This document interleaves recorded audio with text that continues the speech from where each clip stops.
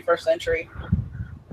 Oh, Yeah. But yeah, we got far enough. Well, damn, I'm at work. Sorry. What the hell are you doing working on a Saturday, bro? Yeah.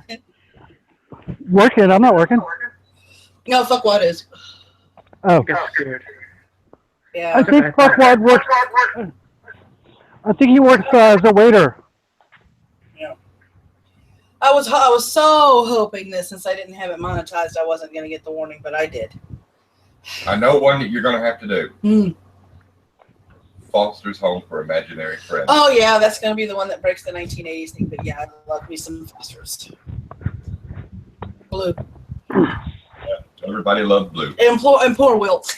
I remember the mall episode where he got stuck opening the door for the one that breaks the 1980s. Yeah, I love me some Fosters. Hi diddly ho, all you nuggets of fuck. I love Blue. Well, we can reminisce about cartoons we saw in our youth. Well, technically we have a cartoon.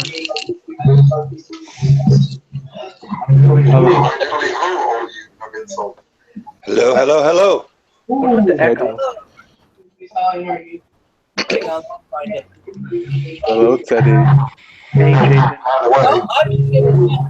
Yay! Ericor, what's up? Hello. By the way, How's everyone doing? dragons.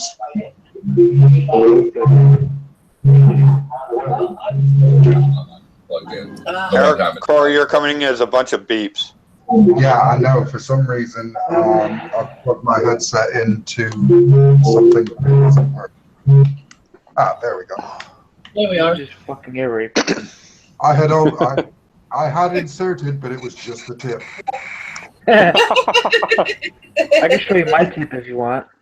Hey, Ericor, I announced you in my last video. And I killed chat. You realize someone to kill chat? Let's see. Cartoons I grew up with. No, Teddy. No, Teddy. Cartoons I grew up with. Happy and Bullwinkle. Yeah. Teddy? No, Teddy? no, I will pay you to put it back on. I need to actually do the stream. Hang on, didn't you just say that? Now just think of me in your dreams. Let's see. The humanoids. I'm about halfway through a bottle of Honey Jack, so you know, I'm meant to just Herculoids. know what they normally are. The Oh, I haven't seen a Herculoid I in did not years. get to see that on my birthday, Teddy. Why did you have to wiggle your moves? I just love being a whore. Oh. Because Ted. Shake him, you dirty whore. Next, it might just be my penis. No. Don't worry, like you wouldn't do that. This stream is not a Yes, you would. Not live. All right. Top 5 cartoons from your childhood, starting with Teddy. Oh, let's see. Rocko's Modern Life, Ren and Stimpy, Ed, Edd and Eddy, Pokemon, Rugrats. Oh my God, he's still a baby. I know. All right. How about Wolfie? Top 5 childhood cartoons. Let me see. He-Man, G.I. Joe, Transformers, the original Ninja Mutant Turtles, and I also watched GoBots. Oh God, Oh, go yeah. on. Yeah. 5 from the Dead Robin. Distinguish the 2 Jasons in the chat. He-Man, Transformers, Johnny Bravo, Ed, Edd and Eddy, and the Dexter's Laboratory. That's good. Okay, how about you, Jason? Top 5. Oh gosh. Inspector Gadget, Transformers, Voltron, He-Man, and you know what? I'm not gonna lie. Sheila had the better villains. Yeah, She-Ra did have the better villains. I have to go on this and everything because Mitch just reminded me of What? something. And Mitch, yes, I agree. Thundar the Barbarian. Yeah. That's one of my very, very first favorites. Holy shit! How did I forget about Thundar? I know everybody forgets until somebody brings it up. How about you? I like the animated version of Dungeons and Dragons. Yes, that was a good one too. I like those two, and then later on, it was shit. I'm having a brain fart, and I just saw it. Oh, okay. Yeah, Thundercats. Thundercats was one of my favorites. Mhm. That's 3. G.I. Joe, always. Yeah, Always been a Snake Eyes fan. yeah. And now you know, and knowing is half the battle. I didn't care about knowing anything. I just wanted to see Snake Eyes kick somebody's ass. That's it. And everything, because he was absolutely dead ass. One of my favorite. And number 5. people. Number 5, last but not least, and this is going to surprise everybody. Rugrats. Rugrats. How about you, Eric? Or top 5? Oh, Voltron. Used to love Voltron, both versions of it. Okay. Mask. I don't know if anybody even remembers that. Thing was really, really good, Seth. I remember the He-Man. mask. Remember it? I had like 5 of the toys. Hulk Hogan's yeah. Rockin' Wrestling actually was one that I used to watch every week. But then I was a huge wrestling fan when I was a kid, so, well, still am, but even more so then. And for number 5, ooh, that is a tough one. What did I used to watch all the time? Right. As fans, hi fans. Number 5 would probably be... Damn, I've run out on number 5. Nice. Did I already say He-Man? Yeah. No, you haven't said He-Man. Well, I'll go with He-Man then. That way I can shut up and somebody else can have a go. Top 5 cartoons from your childhood. Air duelist. Oh shit. Alright. Top 5 cartoons. So I never made the list before. Does it have to be in a specific order, or is it Nope. just any? Nope. Oh. I didn't do liked, any specific order, so. I remember watching Ben 10 a lot. The classic Yu-Gi-Oh! I also loved Yu-Gi-Oh! GX. I don't know if that counts the same show or not. No, that was a different version. It's like, I know it's because they're both the same franchise, but I like them both. But let's see for other 2. Please let me know if I'm echoing because I'm having a couple of sound issues. New computer, so trying to figure out how to make it work. Sure. Oh, where's the other one? Oh yeah, classic Yu-Gi-Oh was pretty good. Yeah, no, I loved it growing up. It's what got me playing. The fuck's the other show? Teen Titans. He's brain farting on the left. Teen I Titans. love Teen Titans. That shit was good. Mine growing up is my top 5 growing up. Voltron. I like He-Man. I like Teenage Mutant Ninja Turtles. I like my Transformers. And the one show that I loved as a kid that I can't go back and watch now, I tried, and it was corny as fuck, was the Guardians anime where the spaceship turned into a phoenix. A I Phoenix can't go back and watch that one. I cried. Okay. And it was And just, you know, when you were growing up and everything, they had actually changed it from the original early 70s version. It was called G-Force back then. Yeah. And I actually saw the first run through all the way through, and it's one of the few cartoons that had a beginning and a definite ending with the defeat of the main antagonist. Yeah. I'm trying to So, decide that for my 5th one whether it's Power Rangers Dino Thunder. I remember that show growing up as a kid. Or what was the other show? Sonic X. Those are two more that I really like, but it's like I would Raising say my Sonic kid. X for the 5th. Yep. Raising my kid, I could probably say his top 5 favorite was Pokemon because he grew up in that era. Ed, Ed, Eddie, Dexter's Lab. He liked watching Dexter. Digimon with me, even though he Oh, and I I. used to love that. I did Yeah. That was awesome. And we watched anime, and both of us fell in love with Naruto. So those were probably his 5. I can't wait for everyone to hate me for saying that I didn't like Dexter's Laboratory. Boo. It's like everyone, and all I see in the comments is like, Igor said This is for the he old. didn't like Dexter's Laboratory, unsubscribed, disliked.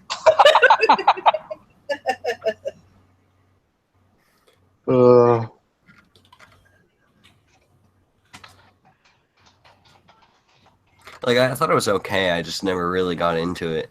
Yeah, I remember my second husband walked into the living room one day when Paul and I were watching Ed and Eddie, and he goes, "How the hell can you watch that crap? It's stupid." I said, "Exactly. It's supposed to be. It's living up to its reputation." Now, non-cartoons. Non-cartoons. Okay. Oh, I can't stand watching stuff that's like cartoons. Fuck you. Watch them early as shit in the morning because that's the only time Yeah. that they aired. Yeah. One was early in the morning. Yeah. One was precisely 5 minutes after I walked in the door from going to school Yeah. and everything. The early morning one was the original Ultraman. Oh, see, I've never seen that.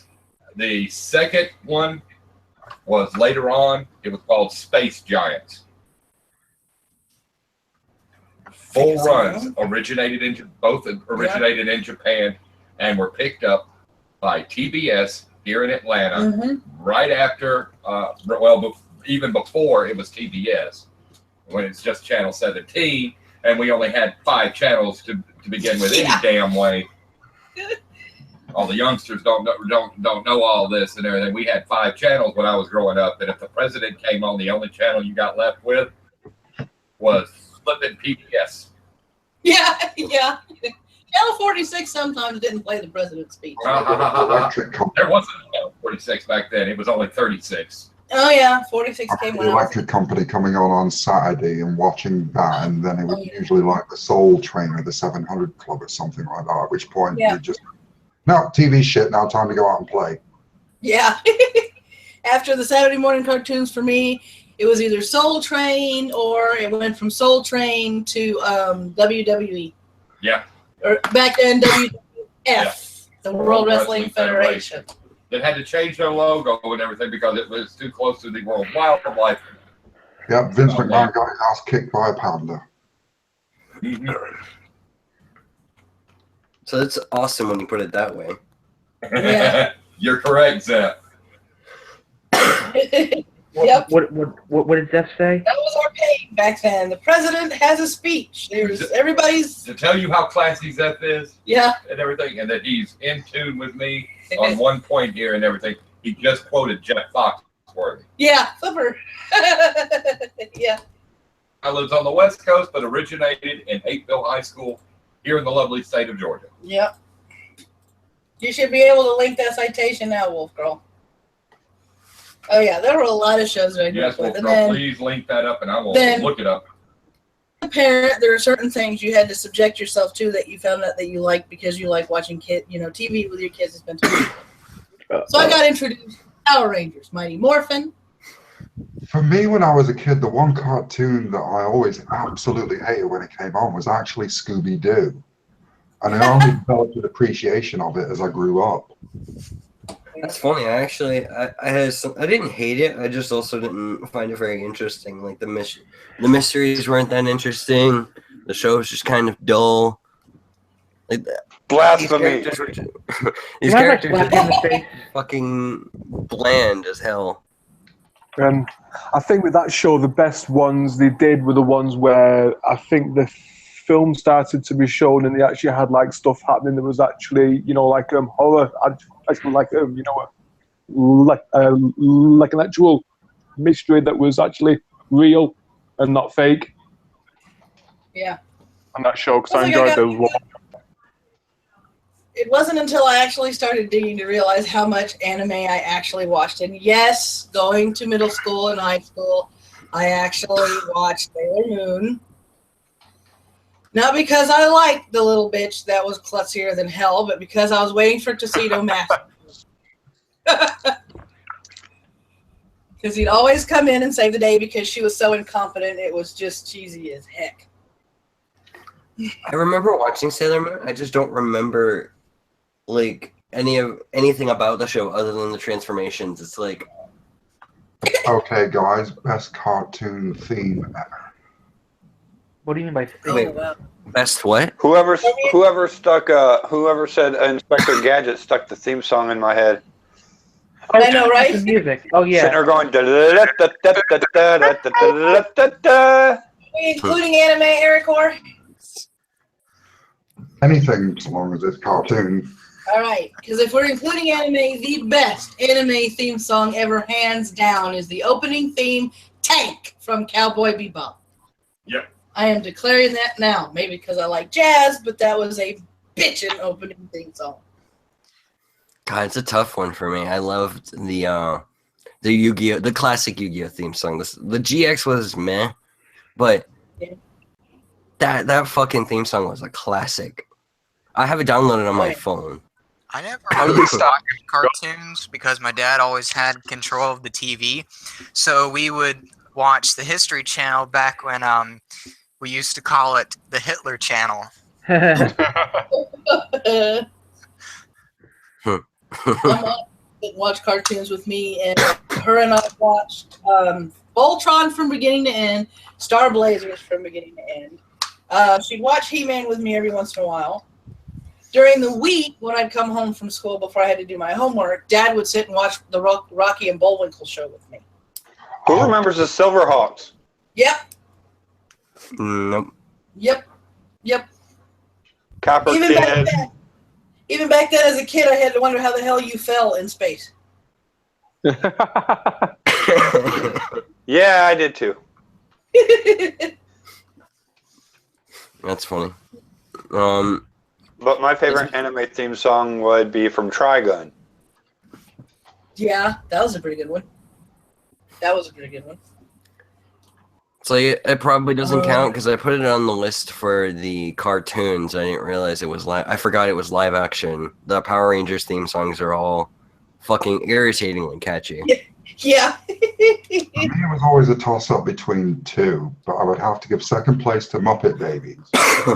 But first place was DuckTales. Disney had a lot of really good opening theme songs. I like the one from Tailspin. Darkwing Duck was kind of cool. Darkwing Duck is one of my favorites. Darkwing Duck was cool. I watched a little bit of that growing up. Didn't watch as much as I wanted to, but I couldn't find it on TV. I am the giant leaf that falls on your windshield in a rainstorm. Yeah. Whoever it was that said Inspector Gadget, now I got that song stuck in my head. You too? Yes. I'll get you next time, Kevin. Next time. Sorry, man. They should have really called it the Penny and Brain Show, because God, Inspector Gadget was just the clown in the show. He's an idiot. What do you expect? Yeah. Yeah, but the thing was, is Inspector Gadget was an animated version of Get Smart. Because Yeah. Don Adams, voice of Inspector Gadget, played exactly the same character in Get Smart. For an inspector, you're kind of doofus. Yeah. I think, nailed. I'm usually not a big fan of TV shows that are made into movies and vice versa, but they actually, I think, kind of nailed it with the movie, with him being an absolute idiot. Yeah. I had to agree. And they got the right person to do it, I think. Yeah. Well, just like with Get Smart, I think they really chose a good person for that. Oh, look, I'm gonna use this as a harpoon. It's gonna be real slick. Ow! Yeah. One of my guilty pleasures was that I actually had found the old TV show for Underdog when I was younger, Oh, yeah. and I watched the whole show from beginning to end. And then I watched the live action movie. I love it, even though I know it's awful. Huh. Not bird, nor plane, nor even frogs. Just little old me, Underdog.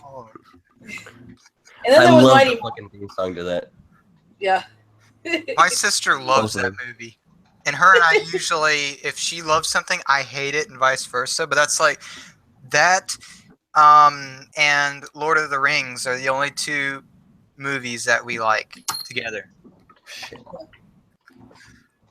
I was like, I grew up with Mighty Mouse too. Here I come to save the day. Mighty Mouse is on his way. Yeah. I kept seeing that face pop up, the Mighty Mouse, and I had no idea what it was from or where it came from when I was a kid. I always grew up with Nicktoons. They were always really good. You had also growing up every set for a while there. Hanna-Barbera used to have their wacky races.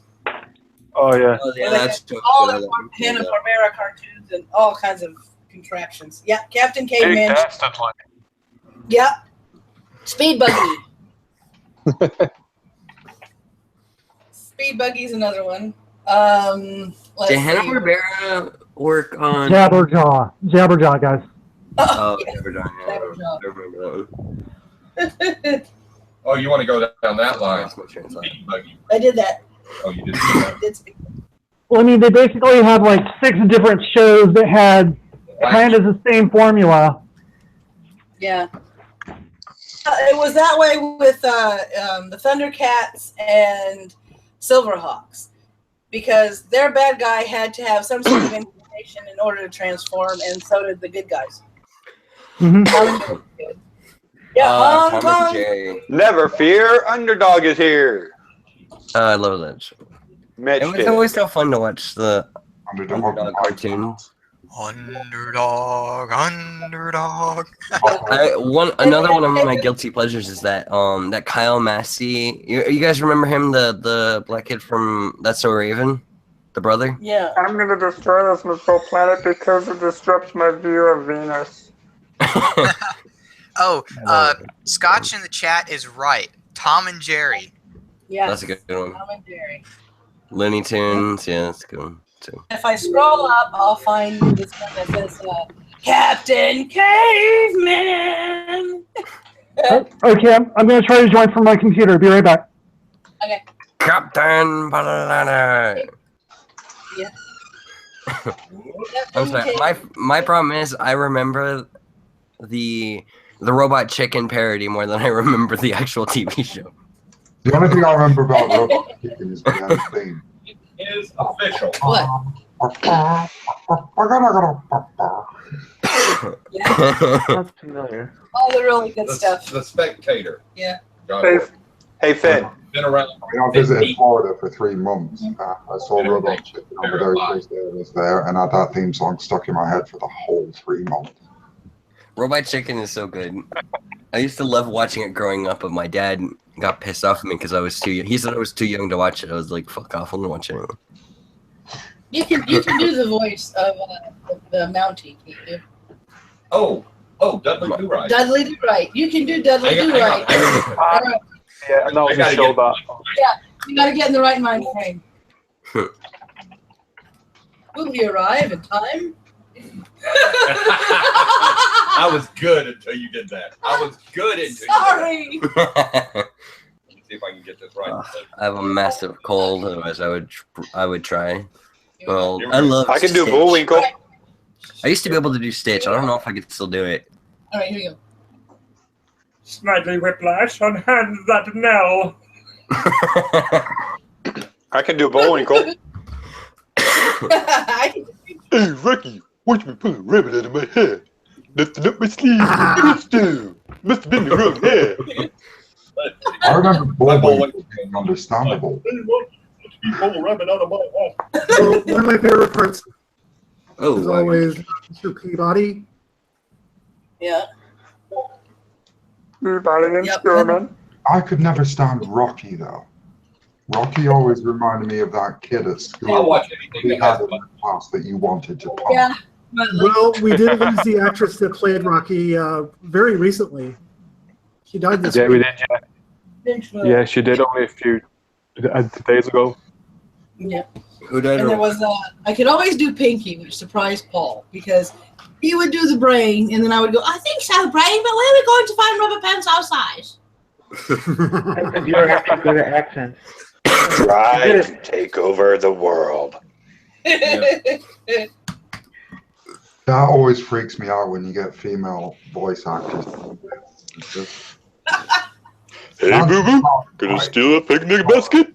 always It amazes me that doing I don't it. know how many people know this, but the voice actor. Hey, one for person at a time. Goku. Sorry. What was that, Air Duelist? I was saying that on what Ericor said. It's actually what caught me off guard. I didn't know that the Japanese Goku voice. Mm-hmm. I don't know if you guys listened to it or watched that one, but that voice is actually done by a woman. So Naruto. Correctly. Yep. Amazing how many voices are done by women. It's like, what? I didn't even watch Dragon Ball Z as a kid, but I did it as a teenager. So, wow. Me too. I watched it until I went to Dragon Ball Z, and then I just stopped watching it because by then I got sick of them taking a week and a half to actually beat each other's asses. Real quick. I never understood Then they the finally get to the ass beat, and it's like, Real finally! quick. Did you ever get around to watching Kai? Hour to I mean, if somebody ever took me to the side and explained to me what is so amazing about Dragon Ball Z, maybe I'd get it, but I tried watching like 7 or 8 episodes and I just didn't get it. The plot's pretty interesting. Right there. I personally like it just because the fight scenes are really good.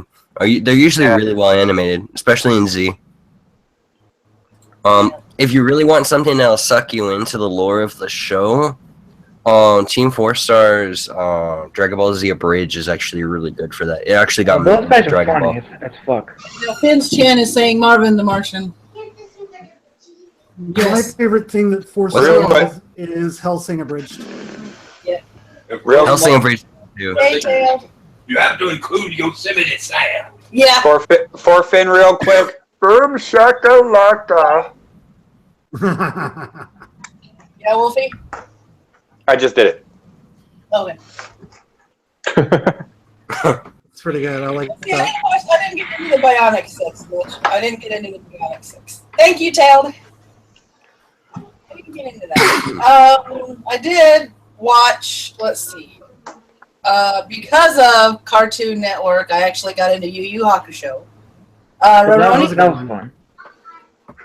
Rurouni Kenshin, and that's where we found Naruto. And also, I can't believe I can't remember the fucking name of the show now. I can't remember any of the characters now. The show is Shishomaru. Come on, I know the name. Samurai Champloo. Nope, not Samurai Champloo. The name of the demon was Shishomaru. Oh God. What did I miss here? Inuyasha. Thank you. Thank you. I got so pissed when they ended the show and said that the conclusion of it was going to be manga only. I'm like, how you going to do that to a woman? You get so far, and then nope. I don't know why they didn't finish it on the show. Blue balls, Maddie. Hmm? They gave you blue balls, huh? Yeah, pretty much. I was just saying, I don't know why they didn't finish it on the show. I read it in the manga. It was pretty good. They could have finished it. Wait, what? Did they have a reason for not finish it? I'm sorry, I was reading something on Twitter. Another classic anime that I liked was Robotech. Robotech was another good one. And it went in a loop because the last episode set up for the first episode, which is the beginning of the series again. Hey, am I the only Trekkie here? Nope. No. I remember the Star Trek cartoon. Is anybody really irritated about the new Star Trek Discovery? What they're doing? Yeah, I am. I haven't watched it. I haven't seen it. Well, it hasn't aired yet, but the information that has come out, they're trying to say that it fits into the Prime timeline, but it looks almost. It looks to be either identical or heavily inspired by the Kelvin timeline, and it doesn't fit. Well, according to Midnight's Edge, it's supposed to take like 10 years before the main timeline. I think this morning, right? Yeah, 10 years before the main timeline. Yeah, but still, if you look at the uniform, it doesn't look right. No, it doesn't. Yeah, and the only issue as well with that is that they didn't actually meet the once where the Klingons until in the first season of the original show, were they? No. And the main character, which is centered around, is supposed to be the stepdaughter of Sarek and his wife. Yeah, and it never mentions that ever in any of the other series. But also, if you watch the original series, they have at certain points they look back at previous missions of the Enterprise back when Captain Pike was in command, and basically the same time that Discovery is supposed to be happening, and the uniforms look nothing alike. Now, they explained that in Midnight's Edge. It's because when it split, it went into CBS Productions and Paramount, and Paramount needed to get licenses from CBS in order to film it, and they only gave them limited licenses. Bingo. So they had to change the look of the uniforms and some of the props in order to do the movies on the Kelvin timeline and also to do Discovery. See, that really pisses me off. The whole legal loopholes of everything. Like, a lot of people don't know this, but in Star Trek Into Darkness, the tribble that he injects with Khan's blood, that had to have a special license that I think cost almost $10,000 to get that license for that little bitty scene. Yeah, That's insane. An oversized airball. I mean, for God's sake, the It's just, can't up every day. Yeah, I don't know why they couldn't have either continued with the original canon timeline or expounded on the Kelvin one. I don't know why they had to do this different.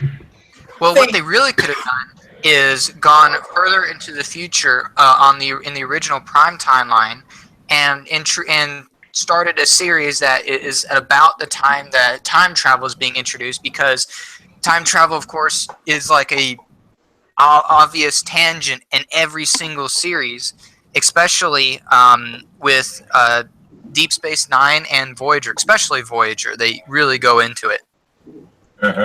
Yeah.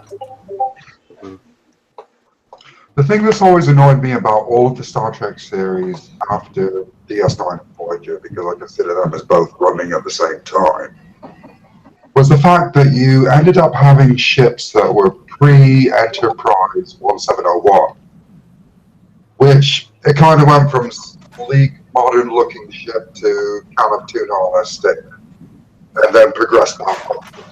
Yeah. I actually really do like the series Enterprise, because you can see kind of the progression of the ships, but it's not like a Next Generation where everything is sleek and real modern and looking really nice. With Enterprise, you can see with Enterprise, parts. It looks like they took a step backwards with Kirk's ship. It's supposed to be a more primitive. It's going absolutely bonkers. Well, I have a question. I always thought of watching Star Trek, but I'm not sure which series I should start at. The original or Next Generation? Start with the classic. Why? The thing with Star Trek between the original and the Next Generation is either stand very well on their own, but if you want to go for the full experience, start with the original series. Yes. Okay. You start with the original series, you see where everything, as far as the way everything was written, goes along. I would say start with the original series, and then maybe watch animated, then Next Generation, and basically work along the timeline. Yeah. And then end with TNG stands well on its own, but there's a lot of references back to the original series, and if you haven't watched it, you just won't get them. Exactly. The only two that I would say that you really should watch together is Deep Space Nine and Voyager, because the timelines of the two series they overlap at one point, because Voyager, at the very beginning of its mission, docked at Deep Space Nine during the Maquis incident. Well, Voyager started at DS9, didn't it? Yes, they docked there, resupplied there. So you have you see Quark in it. You see I can't remember his name. You see Kira. You see all of them, and then Voyager heads on. But the two timelines. Remember with DS9 though, is DS9 is a completely different animal to the rest of Star Trek. Oh yes. DS9 is boldly standing still because we're on a space station and can't go any fucking where. Well, exactly. Yeah, DS9 I find it wholly entertaining. I find it as entertaining as Babylon 5. Yeah. DS9, once you can get past the point that they're not adventuring through space, and it's basically it's a neighborhood drama with the occasional Klingon attacking. Well, it's a character-driven story. Then it's actually a really good series. Yeah. Let's talk about Babylon 5 now. Oh, I hate Babylon 5. No, absolutely nothing about it. Otherwise, other than the fact that I looked at it and thought it's not Star Trek, I'm not watching it. All right. By a show of hears or eyes or any sort of affirmative yup, who in this stream is a Whovian besides me and Aircorn? Yep. I was up Wimey. at the end of Smith. Nope. Always bring a banana to a party. I haven't watched it with David Tennant. That's something else I always wanted to try. Hmm. People keep saying Doctor Who's so good, but I never seen it before. If you start with the third, I would say start with the second Doctor. If you really like black and white stuff, start with the first, because the first is obviously where it begins. The second Doctor I like, but the third Doctor is the most likable Doctor from there on out, in my opinion. I never liked Pertwee. You never liked Pertwee? No, I always thought that with John Pertwee's Doctor, they were trying to fit in with, because at the time that John Pertwee was playing the Doctor, Kung Fu was a big thing. Yeah. And all the things like The Prisoner and Mission Impossible and all those sort of shows were doing the rounds in the US. And Doctor Who in the UK was trying to emulate that. And John Pertwee basically became Action Man. If y'all don't mind me asking, I only watched the when David Tennant was the Doctor, and when they introduced Matt Smith, I was like, this just doesn't look right. None of it felt right to me. What do y'all think of it going after that? I liked Matt Smith. I enjoyed his run. Matt, I was willing to give it a Smith chance. Matt Smith was the awkward goof you couldn't help but fall in love with. Yeah. Okay. That's what I thought of David Tennant. He was like this kind of, he knew a lot, but in many cases he was completely clueless. Well, it's like, to me, the way I described it was 9 was a good beginning and an introduction for people that had never started watching Doctor Who. He had the charisma, he had the manic energy, he had, all the reasons why it worked. David Tennant was your ADHD kid. He had a high IQ, he was really smart and really ingenuitive, but he was all over the place a lot of times mentally, unless he had to get serious, and then sometimes he'd get a little too serious. Matt Smith was your goofy class clown. He got the stuff done somehow. I didn't really like that, though. I liked the ADHD, he's all over the place, but when the shit hit the fan, he was really there, really in tune. For like that 5 seconds, and then he was all over the place again. Yeah. Capaldi was the thing is with Matt Smith. The thing is with Matt Smith, well, every Doctor really, is their first season is never really up to much. It's once they get into the second season and beyond that they really start getting into the role and you begin to appreciate them. I mean, Matt Smith was brilliant at playing the young man playing an old man. Yes. He was the Doctor who forgot because he didn't want to remember the Time War. Oh, yes. Yeah. And what I like about Capaldi is it took him a while to figure out who exactly he was. And he did have his manic side, but he had a more grumpy side. He was still trying to figure out whether he was evil or not, and that always left this large gray area where you could write his character development into. And some of the writing was good, and some of the writing was bad. And what really got me about the writing during all 3 Doctors was, I can think of her name until I get online, and then my brain farts. River Song. Yeah, that was a whole lot of bullshit. River Song. Moffat never understood how her timeline moved forwards and his moved backwards. That never made any sense to me. Because it doesn't make sense. There is actually a YouTube video out there that I've actually seen. I wish I knew where it was. It's in my history somewhere, but it's like 17 zillion pages ago.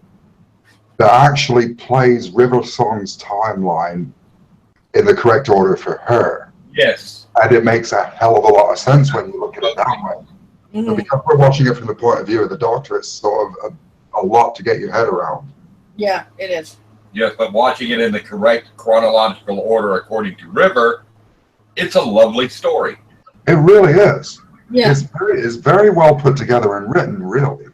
I'll tell you what, when they brought her back for the 12th Doctor, and he's standing next to her and everything, this leans over and goes, "Hello, sweetie." Yeah. That look on her face was priceless. Yeah. That's like, excuse me a minute, can we talk? Yeah, because it was like that sitcom moment when you're sitting there like riffing all sorts of bad shit about this person, and they enter the room and they're standing right behind you. It was like, it was the ultimate, they're right behind me, aren't they, moment. Yeah. For her. The whole thing is, and toward the end, they get to spend a night alone. She said, well, how long is a night? He said, 25 years. Yes. Yes. So they spent a lifetime together. I mean, love it or hate it, agree with me or not. I liked it when the Doctor was centered around the Doctor. Not finding a love interest for a Doctor. Not centering around all the problems that the companions were having. Just the Doctor and his adventures, and the companion happened to be there along the way. I loved those storylines.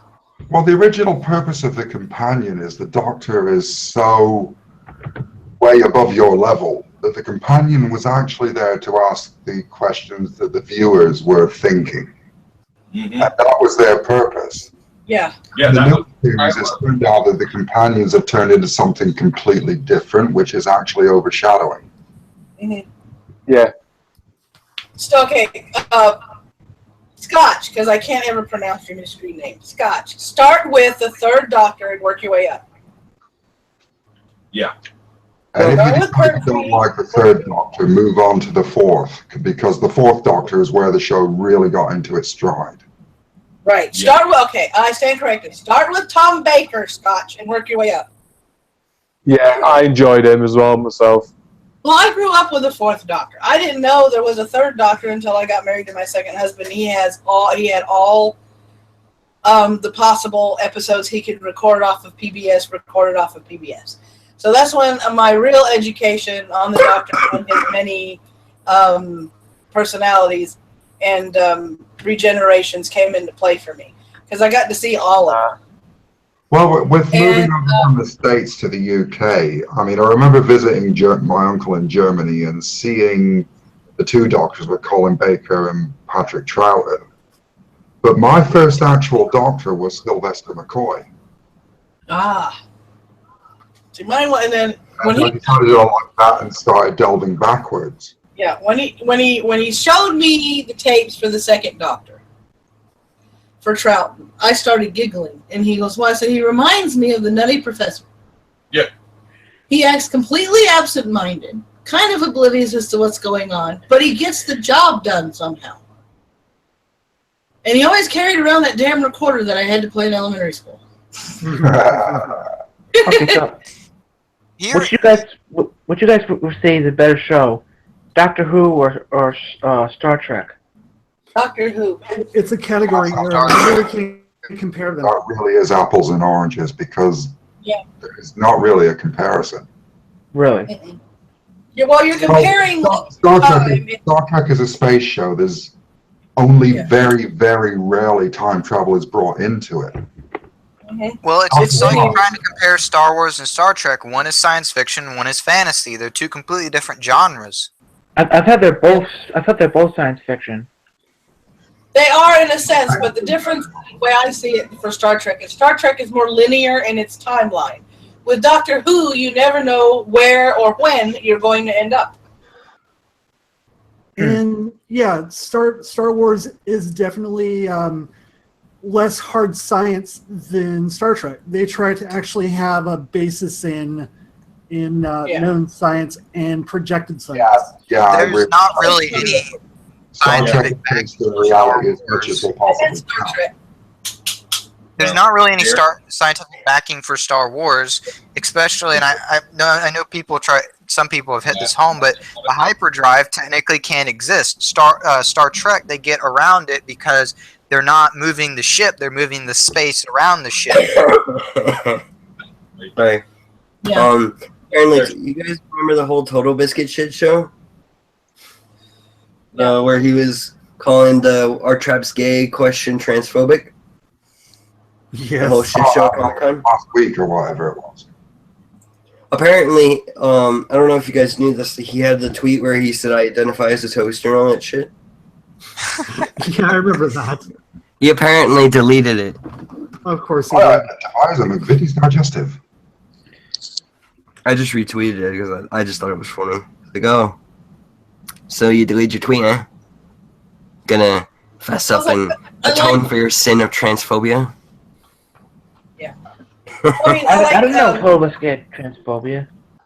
As far as Star Trek goes, What? I grew up with the classic. And if I had to choose which one of the new shows that I liked, I actually liked DS9, followed by Voyager, and then The Next Generation. Because The Next Generation, to me, would have been a whole lot better without fucking Deanna Troi and her, oh, Captain, I feel a fart on deck 17. Yeah, Deanna Troi. Deanna Troi was a brilliant character, but she was used very, very badly. Yeah, my dad absolutely hated it. He'd sit down and watch the episode, and if the episode anywhere highlighted her, he goes, oh, it's that bitch that feels farts on another deck. I'm going to go upstairs. I mean, I can understand where she's on the view, standing next to Picard, and Picard's got somebody on the view screen, and then he mutes and says, being dishonest. Yeah. Okay, here's the thing. If she can would be able to sense, but anything beyond that. If she can read the feelings of somebody on another ship, her power, she's way OP. Yeah. Well, she's half Betazoid, so she can't actually like read your mind unless you are a Betazoid. But she can sense the emotions of others. Yeah, Even but full Betazoid can read minds. She needs to be a Nerfazoid. I actually liked her mother because her mother was always annoying. It's like when her mother came aboard, Captain Picard would just go, ugh. You know, I always thought it was funny when Lwaxana Troi came on the ship. Yeah, that's what we're talking about. With the ship's computer, and it's the same fucking voice. Yeah. Well, what's funny is she also played the ship's computer on the original series. Yeah. Did she? Well, she was Gene Roddenberry's wife. Am I the only one here on this panel that thinks Q is annoying as hell? No, I loved Q. Oh, I loved Q. Q was annoying, but a good annoying. Like he was annoying to where he added to the story. To me, Q was the perfect protagonist. Q was really smart. Than you will ever be, and he knows it, and he's toying with you. Well, he's really sitting there watching the little amoeba run around trying to figure out his puzzle. That to me is absolutely brilliant. I always loved the Q episodes, except the one with Crusher. Well, I love the Q episodes with when he was trying to get Captain Janeway's attention, and she just would not give him the time of day. Q was very smart, knew a lot, was very powerful, but in the same way, a bumbling idiot. Oh yeah? If he was so powerful, how come he couldn't save his daughter from the heroin? Harrison too. I love the episode where the Continuum stripped him of his power and he had to live as a regular human. That shit was fun. That was a brilliant. Oh yes, and he hated it the whole time. Yes. He was like, I can't do anything. He reminded me of a very rich and spoiled billionaire that got dropped in the middle of the nowhere with no access to his money or resources. Bingo. Cut off from Daddy's trust fund. Oh, you're talking about when he lost his power? Yeah. Yeah. I like when he had a son. And I love the punishment he gave for his son, made him live as an amoeba. And he gets episode that ever came up that I didn't like was the one where he took Wesley into the Continuum. Because I thought, that's just fucking stupid. It is. It is. Yeah. I like the DS9 episode where he wasn't expecting Cisco to punch him. And he was like, "Ow!" Yeah. Like he was like a ow, but a huh. Yeah. Me and a friend of mine at the How time dare that you describe me kind of owl? at the time that TNG was current and actually running in a current series, me and a friend of mine spent hours discussing what actors there were around at the time that could possibly play the part, and we couldn't think of anyone.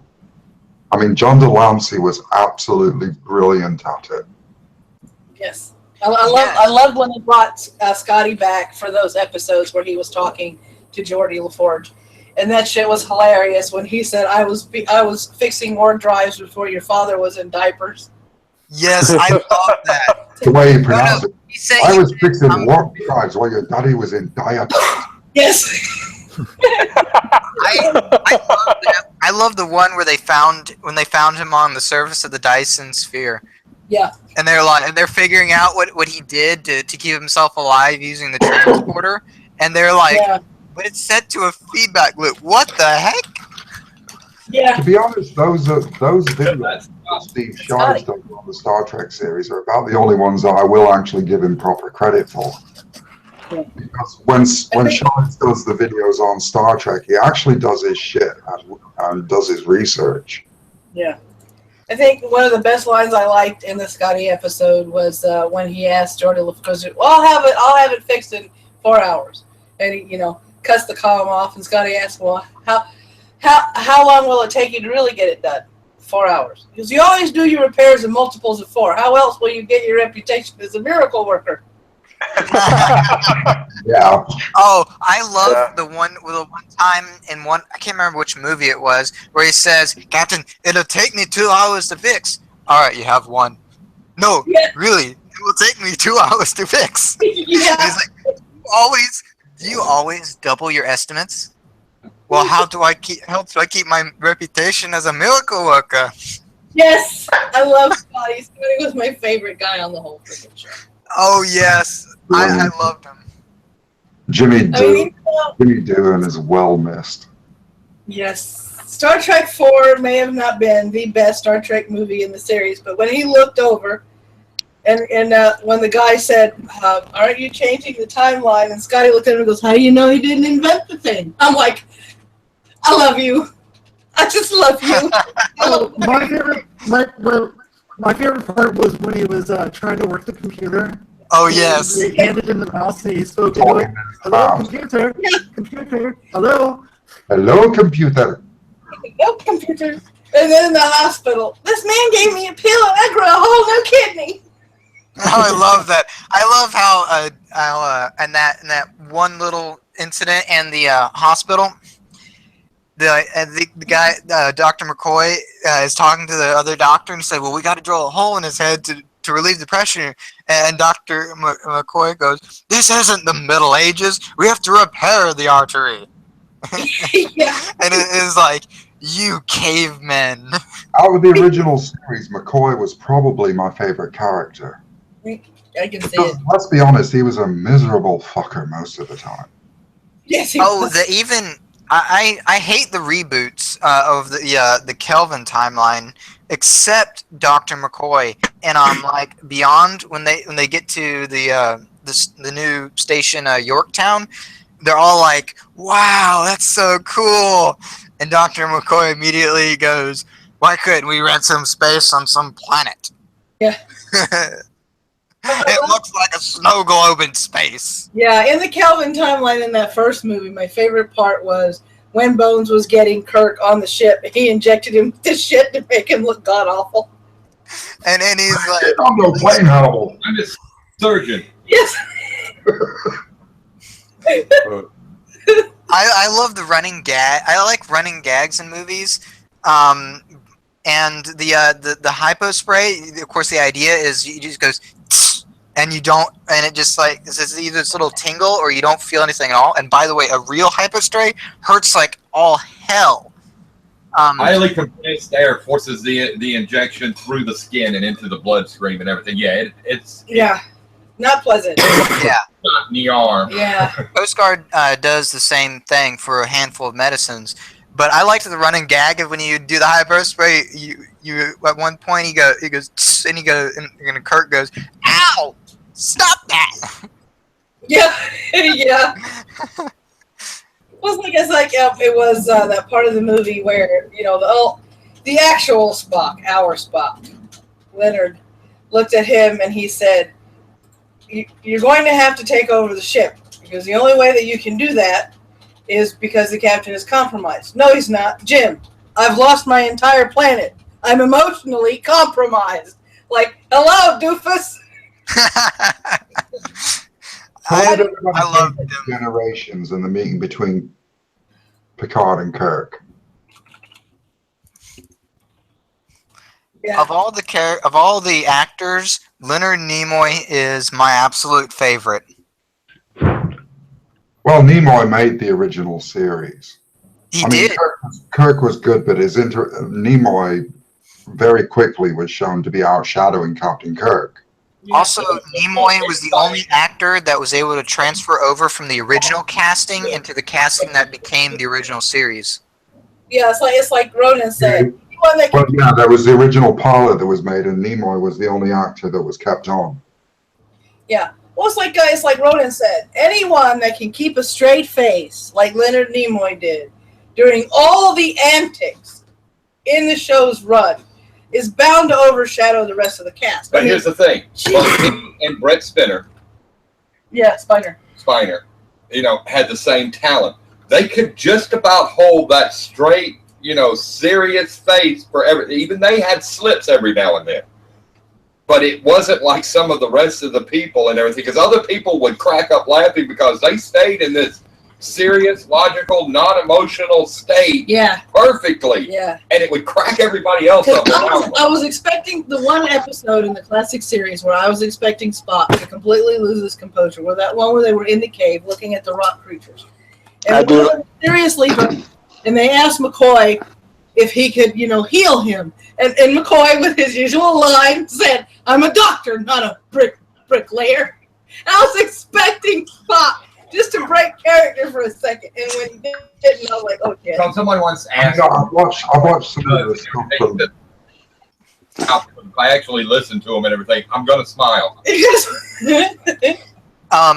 I like the one part where Data, though, Brent Spiner, was playing the android and he put the emotion chip in and the ship crashed and he was like, "Oh shit!"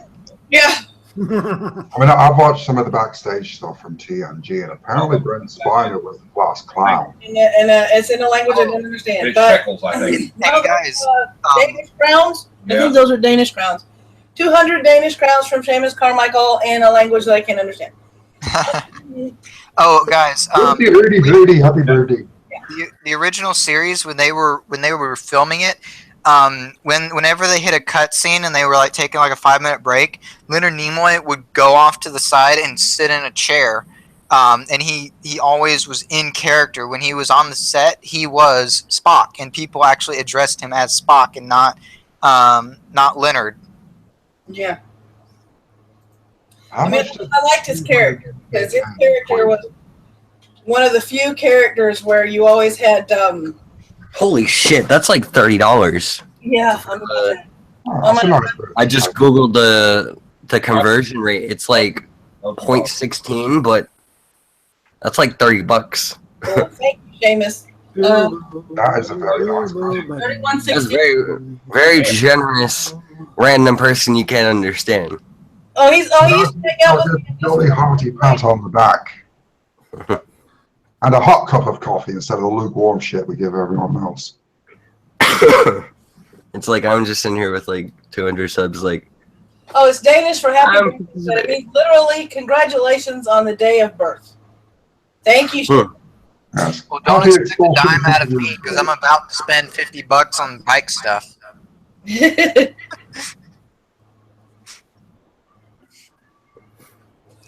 Sorry, I just had to make a note of. There was always that balance that he had to play being half human. And That's the thing with any of the really out there characters, they always added the half human element, didn't they? yeah. There was Spock, there was Deanna Troi, there was, but not so much Data. Data was always questing to be human, so I suppose that kind of counts. I think it does. I think the saddest out of all the episodes for the Next Generation is when Data created a daughter and she actually started experiencing emotions, and she had to shut herself down. Oh wow! Shut her down. He had to shut her down because she couldn't process the emotions. Yeah, it was just, overloading her system. She went into a cascade failure, didn't she? So he had to, Yeah. in essence, kill her.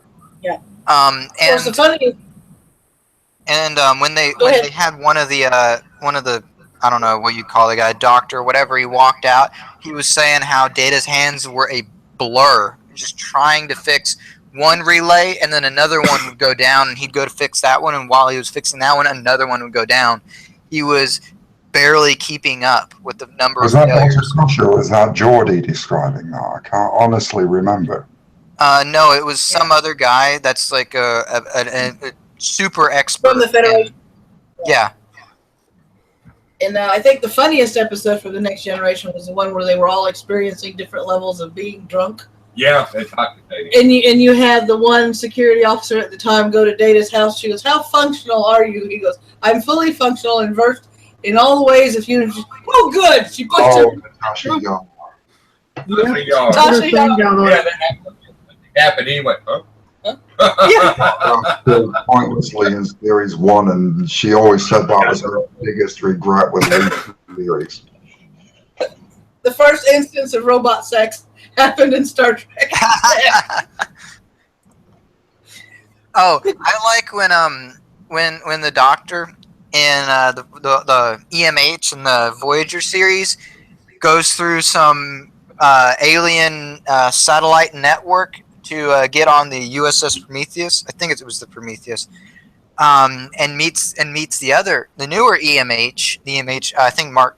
I can't remember which Mark it was, but he even he's saying this, that, and the other, and he said he even had sex, and the other image is like, how could you do that? And he said, I made some changes to my program. Oh, Robert was absolutely brilliant in that role. Yeah. Yes. Well, they had to do something. He was the only medical person on the ship. Hello, Batman. Batman. I mean, when the hologram is the only doctor, you've got to kind of do something. What is the nature of your medical emergency? I remember Reg Barkley being absolutely amazed that the ship's holographic being online for so long. Oh, I liked one time the doctor did the whole, please state the nature of your the medical emergency. Please and he goes, emergency, yeah. And then he says, damn it, why do I always say that? Yes! When you started becoming self-aware. Damn it, why do I always say that? It's like when it showed up on, what was it? Star Trek Insurrection, where Beverly Crusher activated the EMH on the Enterprise E. He appears, the Borg are invading the ship, and he's going, please state the nature of the medical emergency. And they're so like trying to assimilate him. I thought that was one of the funniest parts of that film. I like how they stick the tubules into what would be his shoulder, and he just looks down at it and looks back at him. It's like if he was the doctor from Voyager and add a little bit of a badass to it, he would look down at his shoulder and look back up at him and say, "Stunned fucker." That's a consent violation. It must have been really difficult for Robert Picardo to go back from playing the evolved EMH to the bog standard out of the box one. Yeah, but also when you said that the Social Inequality Crusader is live on YouTube, and the name of the stream is James T. Kirk is a Nazi. Ericor. Well, you said that was a consent violation. There is actually a special version of all of the series of Star Trek for the Coast Guard because of DHS regulations during the Obama administration. So any kind of reference to men and women being different or anything like that has been censored out of it. You know that Robert Picardo. That sounds like a video, sir. You need to make a video. Can you imagine if holodecks were actually invented? You know that Robert Picardo was also one of the werewolves in The Howling. He was actually the first one you saw. The one who started off as you thought he was just a serial killer. That was Robert Picardo.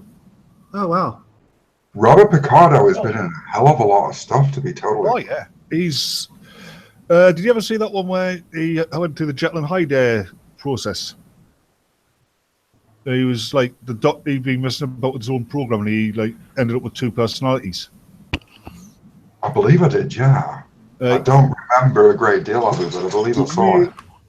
The way he changed his appearance, and I mean, they didn't use makeup to do it. It was just the way he held his body and held his face. Yeah. He looked like a totally different person.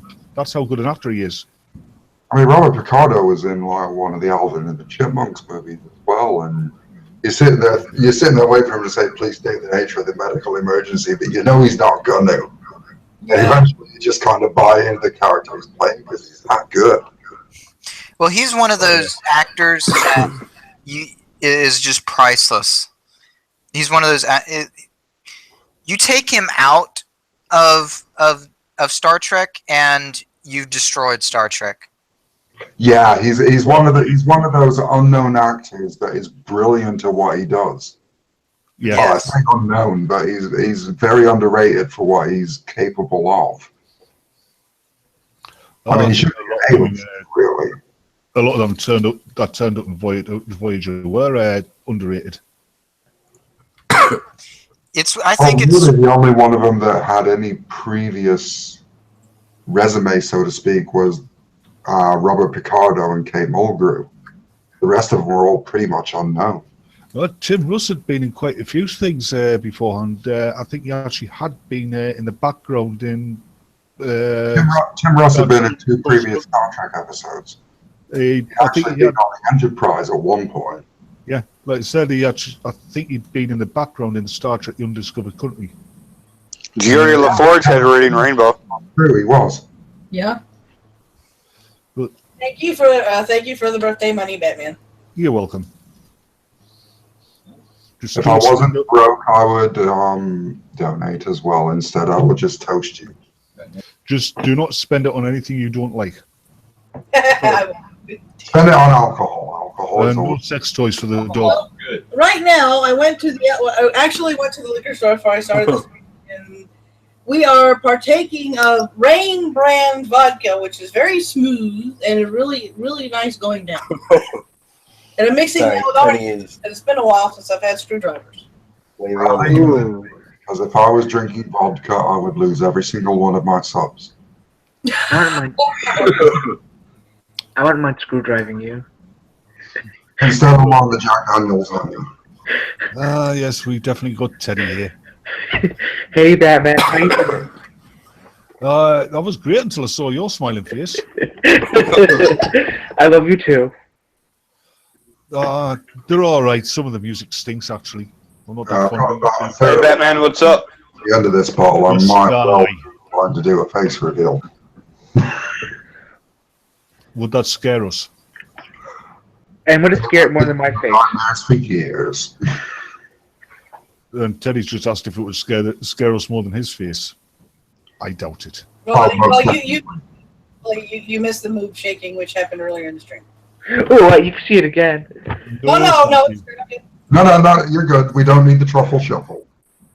This is not the truffle shuffle. This is the titty shuffle. Yes, your milkshake drives all the boys from the yard. Oh, yeah. Aircore. Oh, fuck. Aircore, suck my nipples. It drives all the carbon-based life forms from the yard.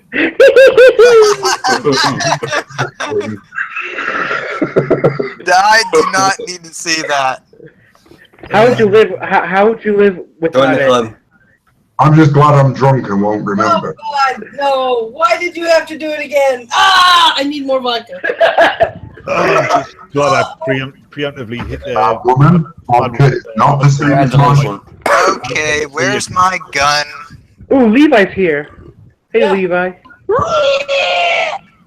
I'm pretty sure this stream's gonna get flagged. No, Go near my autistic preaching. The ceiling fan. That's Big, big, big. it's like an ultra really rapid fidget spinner. Yeah, I think did Levi's just- kind of passed out.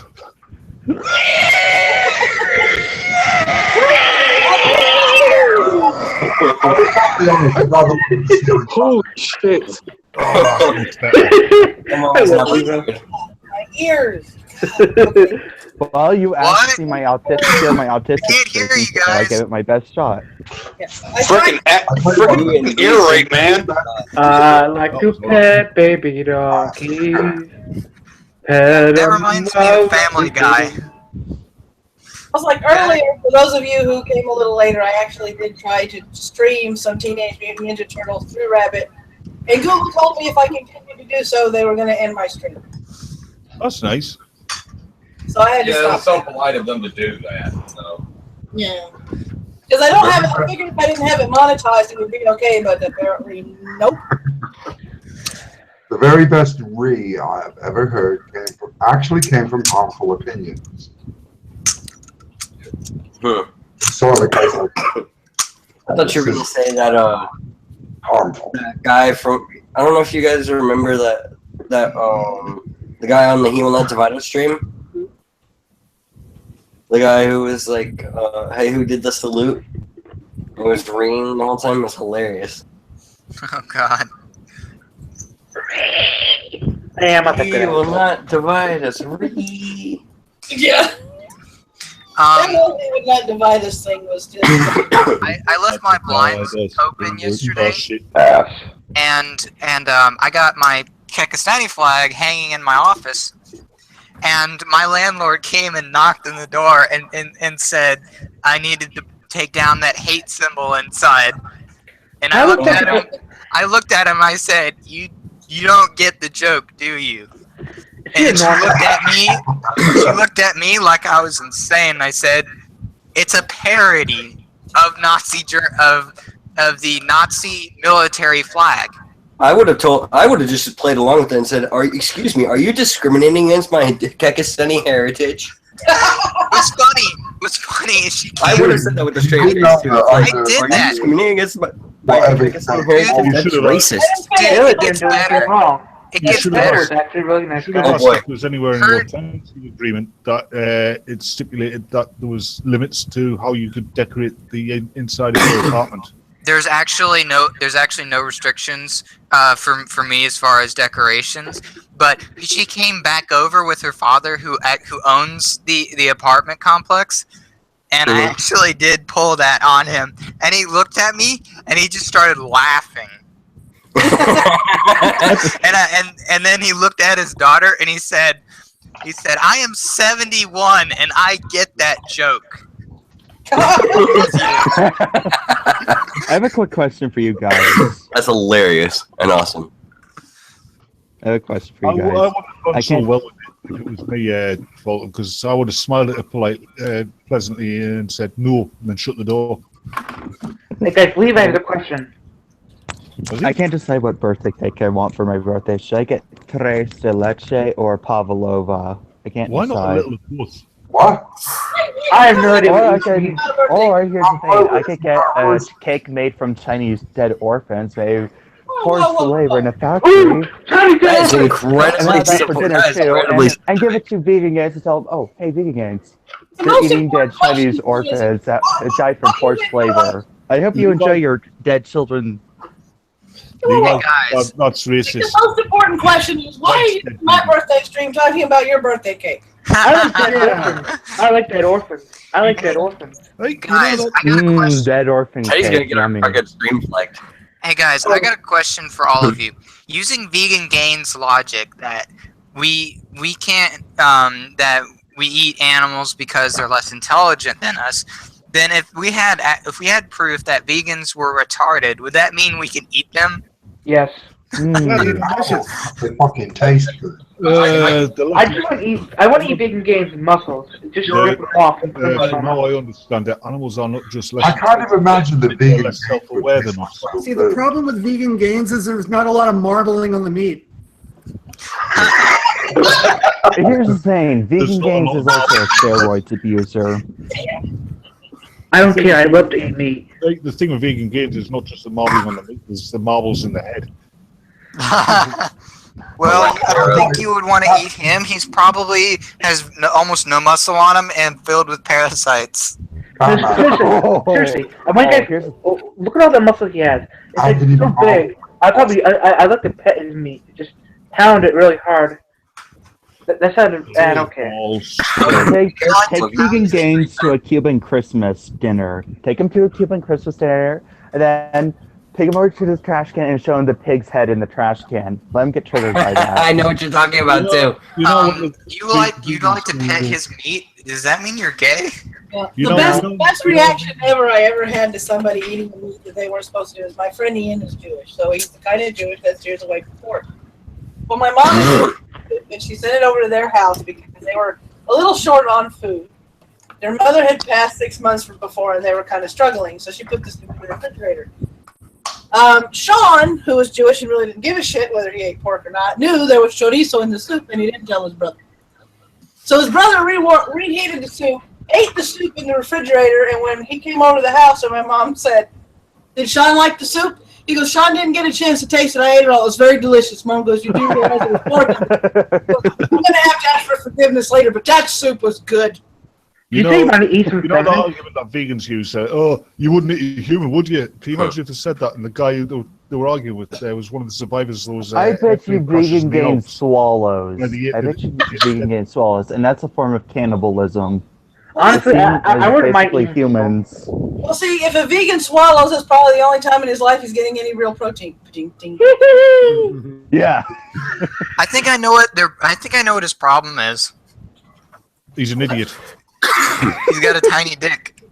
Yeah. You got a micro dick. Nailed it. Yeah, I have You're gonna get a tiny dick. to eating meat they're not supposed to. I'm sorry, Fulton, but you're using an appeal to penis fallacy there. What? What did you say? Jason got that. I said you're using an appeal to penis fallacy. Hey, Batman, I want to. That's something that I've always found really, really bizarre. Is one name for a penis is a phallus. Yeah, for something that is untrue is a fallacy. Right. Ooh. Now I'm hard. So that's I've always the found name of salad. Everybody gets you hard, Teddy. Not everybody. Oh, somebody's getting a Skype call. Going on. Jewish people would fucking warn me before they try and Skype me. You people are messed up. Air recorders usually good at that. Yeah, in the future, when all the animals have died out, and I've got one particular there's only plants left. who you just Two different types of humans. There's going to be the rest of us, and there's going to be the vegans. And the vegans will die. I want to hunt down vegans. I want to hunt down a vegan. I want to hunt down a vegan. And they're going to be kept on farms. Down, down. Guys, I am sitting down. I have 5 rifles on the floor. Well, we can go ahead and discount one of them because it's the 22. All the rest of them are full power cartridge bolt action rifles. I think I'm pretty good when it comes to hunting vegans. It's not very hard. Shoot their balls off. Shoot their balls off. All you have to do for hunting vegans is put a cart in the middle of the street that says free vegetables. Yeah, we've had Either that or go to a Starbucks. We do have to make the distinction that there are 2 different types of vegans. There's the crazy vegans, like Vegans Gains and Ask Yourself and all those others. And then we do have a friend by the name of Tranamate Girl who is vegan and keeps it to herself and doesn't push it upon other people. This is That's the kind we like. Tranamate Girls, when you keep it to yourself like that, it's fine. It's like religious people, isn't it? Yeah. You get somebody who's deeply religious, but they don't shove it in your face. Then you Like get me. the other lot who do. Yeah, like me. But here's the thing: I don't mind talking about religion or talking about being vegan. But when you say, "Oh, all humans are Nazis because they eat meat," fuck you. I want to throw you out a window. That's what we used to have in Can we throw the Jewish probably still Hasidic vegans out the windows? They stand in front of the Walmart with fucking posters that say homosexuals will burn in hell.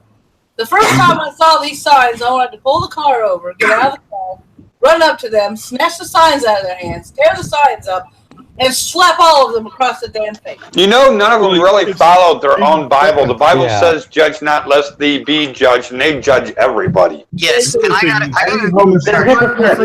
No. The Bible says that only the children of God shall see the kingdom of heaven. Everybody else is going to hell. And according to the Bible, the children of God are the Jews. So the Christians think that they're going to hell and the Jews are going to heaven. So Levi's going to heaven. I kind of have the feeling that if you ended up in heaven, it'd be like Leave It to Fucking Beaver. Yeah. And that is just boring as fuck. Honestly, I wouldn't mind going there. I mean, if there is a hell, If any of us went to heaven, we'd only be there as like staff to wait on the Hey! Yeah. Ooh, can I be a demon? We're not going for Mama until later. I'd much rather go to hell than whores there. I wouldn't mind drinking all the blood and the fire and licking everything up. Okay, can we boot Teddy now, please? No. No. You guys love me. No, Teddy, we don't. I want to say one thing. Maddy-MWM will boot Teddy for $100. No. I won't show my nipples. I won't. We just. Oh, Batman's about to part with $100, apparently. We will de-stuff the Teddy. What? Who's parting with $100? I promise to be a little bit less rapey if you don't. A little less. A little less rapey. Sure.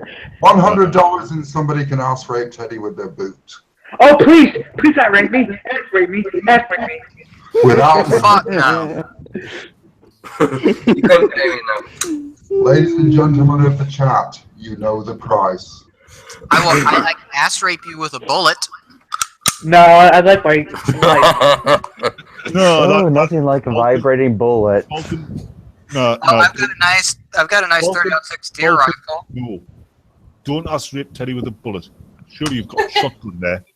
Essentially, we'll play with a concrete dildo.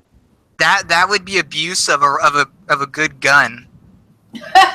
Use somebody There's else's. actual assault with a concrete dildo. Like 3D printed on a really Hey, bad print. guys, look! I could do this. Yeah. If I was going to ass rape somebody with a bullet, I would use a high point or an infield. Yeah. Where did For some reason, hurting me sounds. I'm sure there's a way to get gunpowder in the end of a cactus and fire it out. Guys, that'll work. If Mythbusters was y'all get the innuendos trying to put there. High point, infield. Yeah. Yeah. I was waiting for Batman to go down. Oh, your high point. Sorry, I was thinking about this idea I had for Heart Progress. See, what we want to do is we want to build a 30-foot tall slide, right? But the surface is made out of a cheese grater, which is razor sharp. Even I wouldn't rape them. And we send them down it naked. Nah, 30 foot isn't really tall enough. You need 100 feet because that's actually appealing. No, guys, we need to be more merciful. We need to line them up and then have a firing squad line up next to them and let them speak their last words. No. Dude, no imagination whatsoever. Yeah. You know what we should do with Heart Progress, in all honesty? Monday night execution during the Monday night footballs, and let's get really creative with it. Skin them alive, drain them of the minimum amount of blood, slowly dip them into boiling batter, then drop them into piranhas. So piranhas. Guys. I prefer the simple ways. Boil them in oil. What do you? I mean, I like killing people. That's too boring. But I actually feel like it'd be better to drive them crazy. Put them into confinement for like a year. Give them like food once in a while. Tie them up. Get them so crazy that they'll want to kill themselves. I can't actually remember the particular name of the species of bamboo. But there is actually a species of bamboo that grows like an inch or 2 inches a day.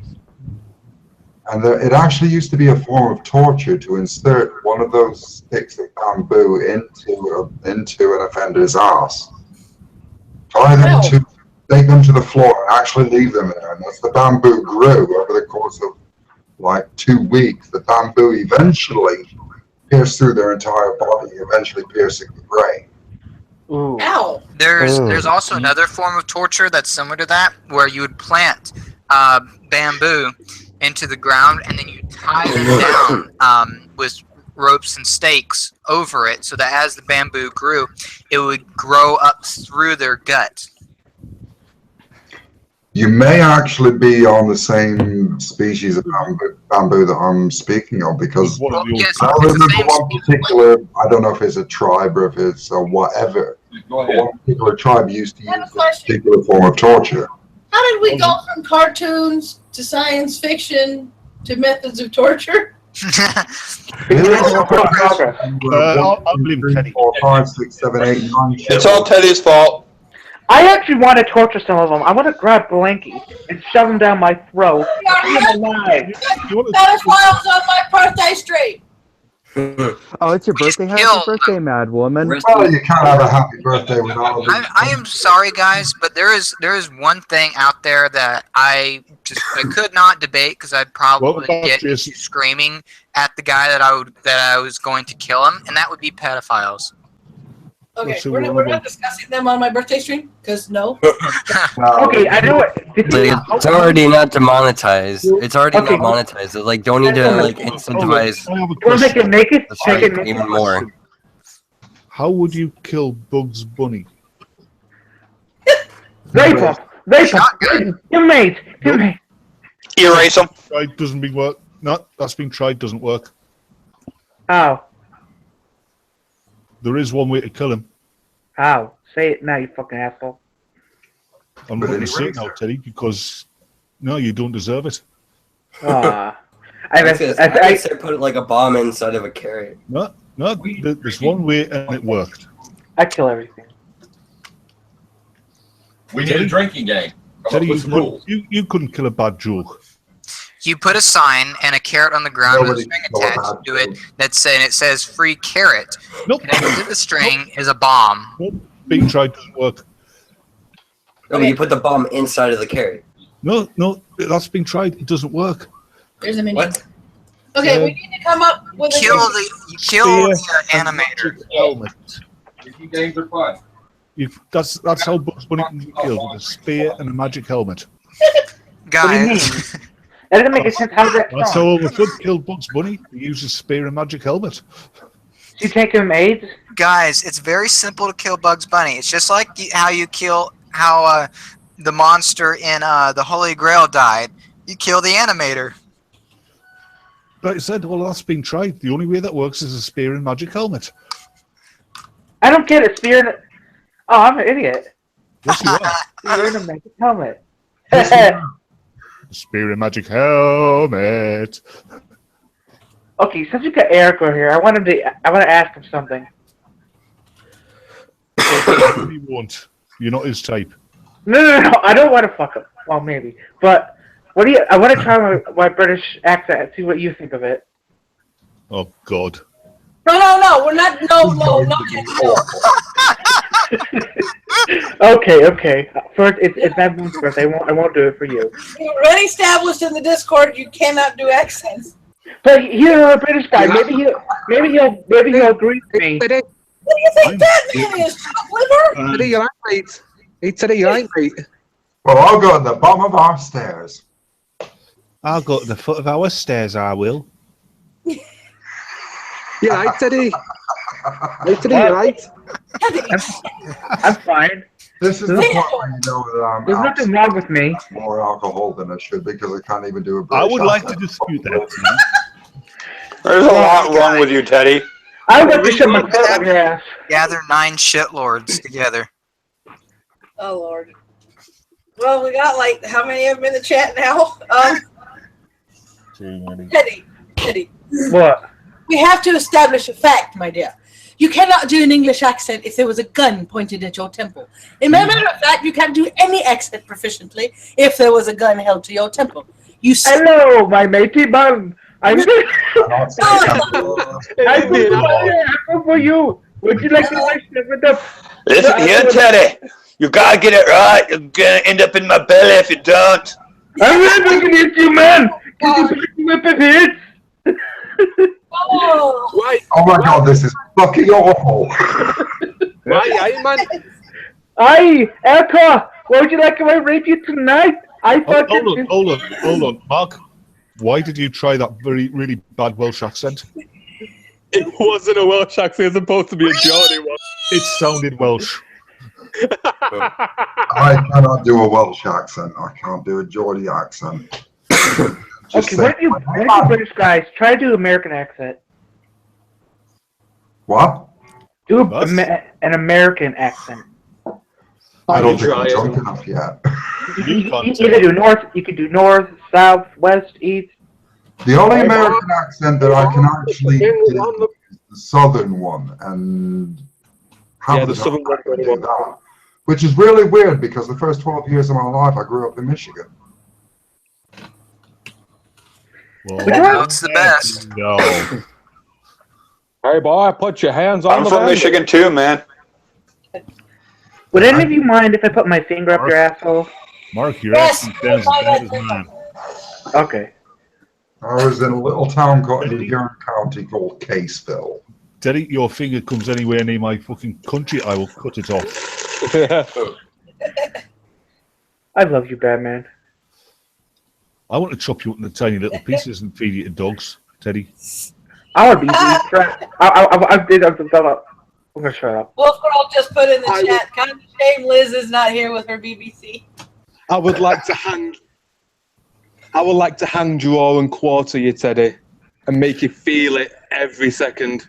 Oh, I would like to plug you up my butthole and eat the skin of the Jewish Mexican. Enjoy that. Oh yes, Mark. Yes, please, butter. Really bizarre. Teddy! And I'm not exactly comfortable with my heterosexuality at this point. If there was ever a moment in my life where I really wanted a tranquilizer dart, it would be now. You know, the best Because I wish that Teddy would. You want to borrow my blow dart? Mad woman, the best way to deal with Teddy is to keep pumping local anaesthetic into his happy sacks. Yeah, just make that entire area numb. Shut up, mate. I'm gonna have to go, but Mad Woman, happy birthday. Thank you. Thanks for coming. I think my American accent is slowly improving, though. Coming is later. Fuck, my computer froze. Oh, poor computer. If you don't know this, I sometimes get a little bit too hyper. No, you don't, do you? We never noticed. We will only forgive you if you perform the truffle shuffle. Okay, wait, no. I already did the boot shuffle twice. That's not the same as the truffle shuffle. It's all right. You can do it, Teddy. I've got my my computer highlighting Mad Woman, so I won't see anything.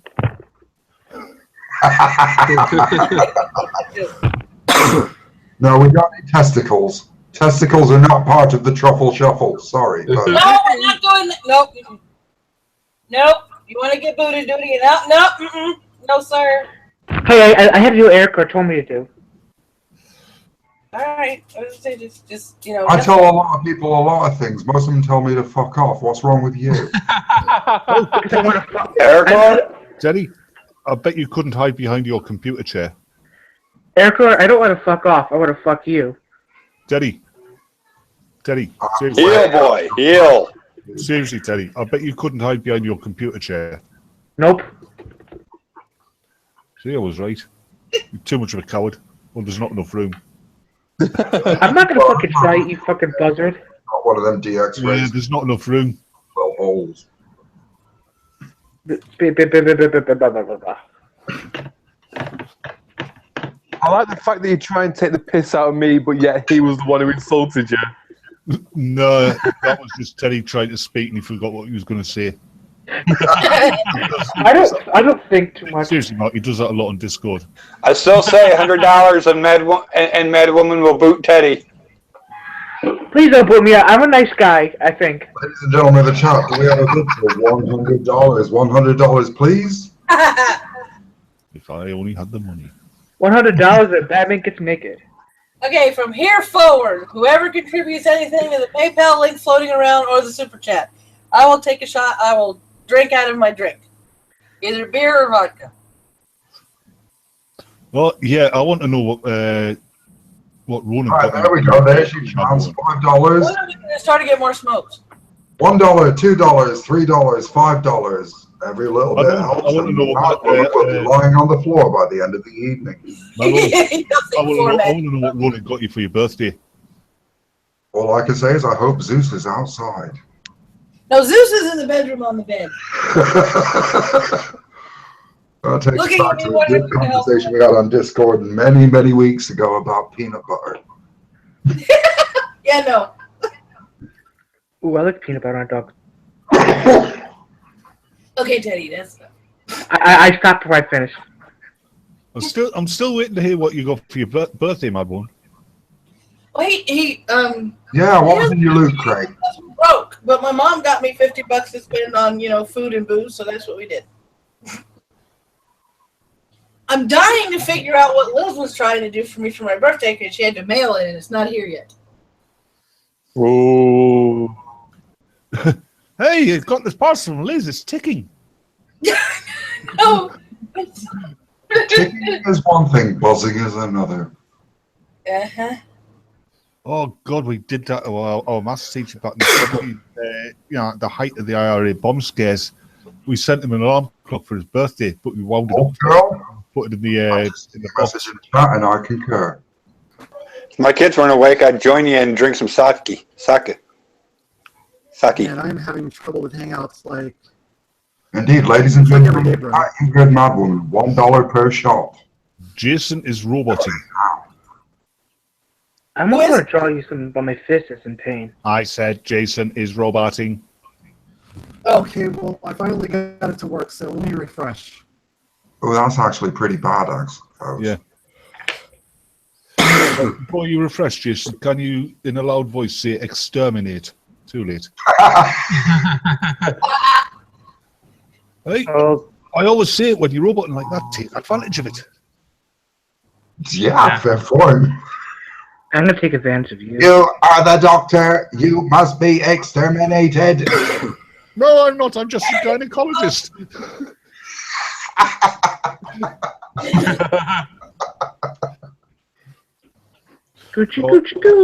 The stupidest thing so far in any episode of Doctor Who, from William Hartnell to the up-and-coming Christmas special, has to be when the female master came out the TARDIS proclaiming herself to be Doctor Who, and then claiming that was the Doctor's name.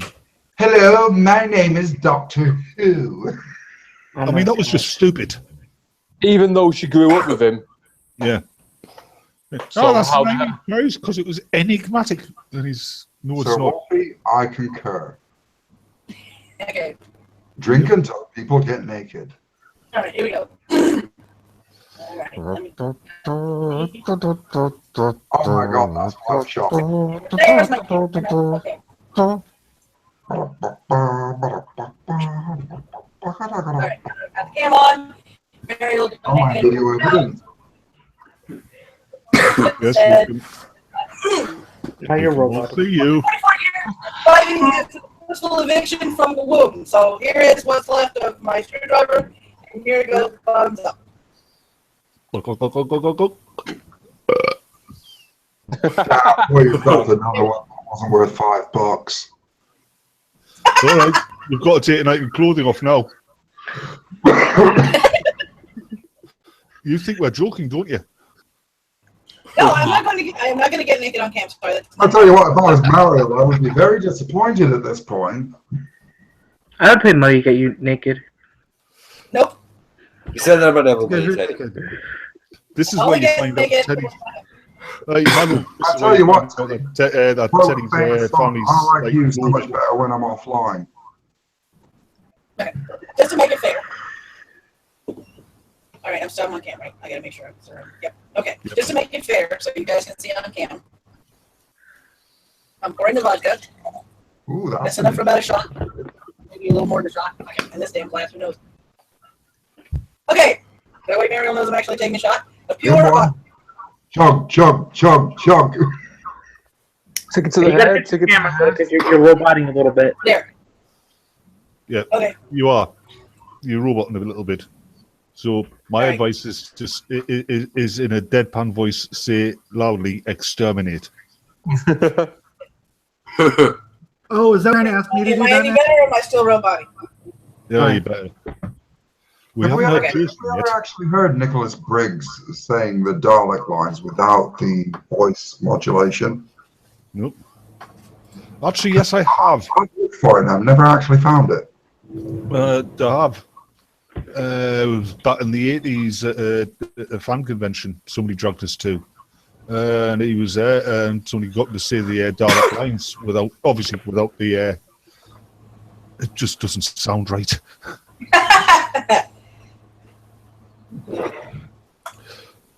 Ooh, I gotta chase that down. $100 for a personal one-on-one drinking spree.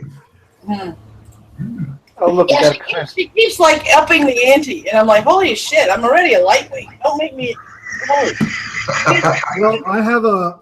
Too many an people airplane camping. This bottle can of- be a really, really quick stream. Be very, very quiet. You've been at it I for have an about 2 hours. airplane bottle of teenage Yeah. vodka here. Look, Schmeckle Twax. Oh, wait, you crazy Schmeckle. Come on out. We're going How's to everyone come doing blast. today, rather? Ooh, there's What's a up, monkey Schmecks? in the stream. Hello, Schmeckle. How you doing? Hello, monkey person. He is not a monkey, he is an ape. Yes, that's highly offensive right. to my people. Well, I couldn't exactly see whether he had a tail or not, so... Yeah, you better watch out or Schmeckle will get his Uncle Grod onto you. I mean, my Hey, tail feeling is Schmeck? clearly visible, so there's no mistaking me. I'm feeling pretty good. Working on getting ready for the cunt stream, so lots of booze in front of me. Hey, Schmeckle. Yeah, I went to the liquor store today. I'm not sure I'm big enough. Schmeckle, would you like to buy your very own teddy? My very own Teddy. Yeah. You don't even have to pay. We will give you your very own teddy for the grand price of -$5. Okay, somehow it's degraded to either the super chat or the PayPal, and I will take a shot. I love you. We will all pay you $1 each to take Teddy.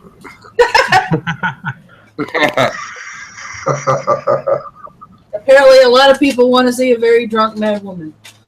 I like to pet baby donkeys. Oh Christ, we got chagrin drunk last night for the first time in 10 years. We really did. I wish I'd seen that. That It's sounds still funny. available on the Cunt Stream channel.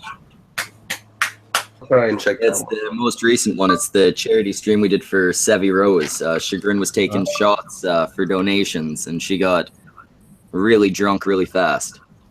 Well, you Yeah, I'm should- a lightweight, so if people start tipping really fast, I'll probably get drunk really fast. And I'll probably do a very good imitation of Floor Jeff, but female. So for mad woman. Yeah. We now have our mission, ladies and gentlemen of the chat. Let's turn Mad Woman when we into... had when we had Opalescent in the Shitloads Anonymous stream during the week, we actually got to yell dildos.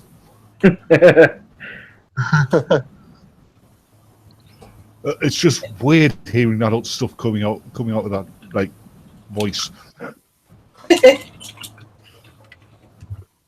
Oh Christ, I just realized you said it was your birthday. Happy birthday, Mad Woman. Thank you. Literally the title of the stream, bro. Yes, happy birthday.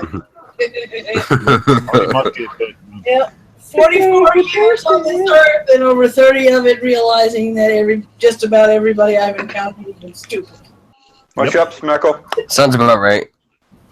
Yep, literally everybody on the planet is stupid to one degree or another. And we are ignorant, right, Teddy. but a lot of us aren't stupid unless, we're an SJW. Hey, Batman. I don't know. What? In Discord, I posted a picture of you. Ooh. Am I going to have to kill you? Probably. That's not me. That's Adam West.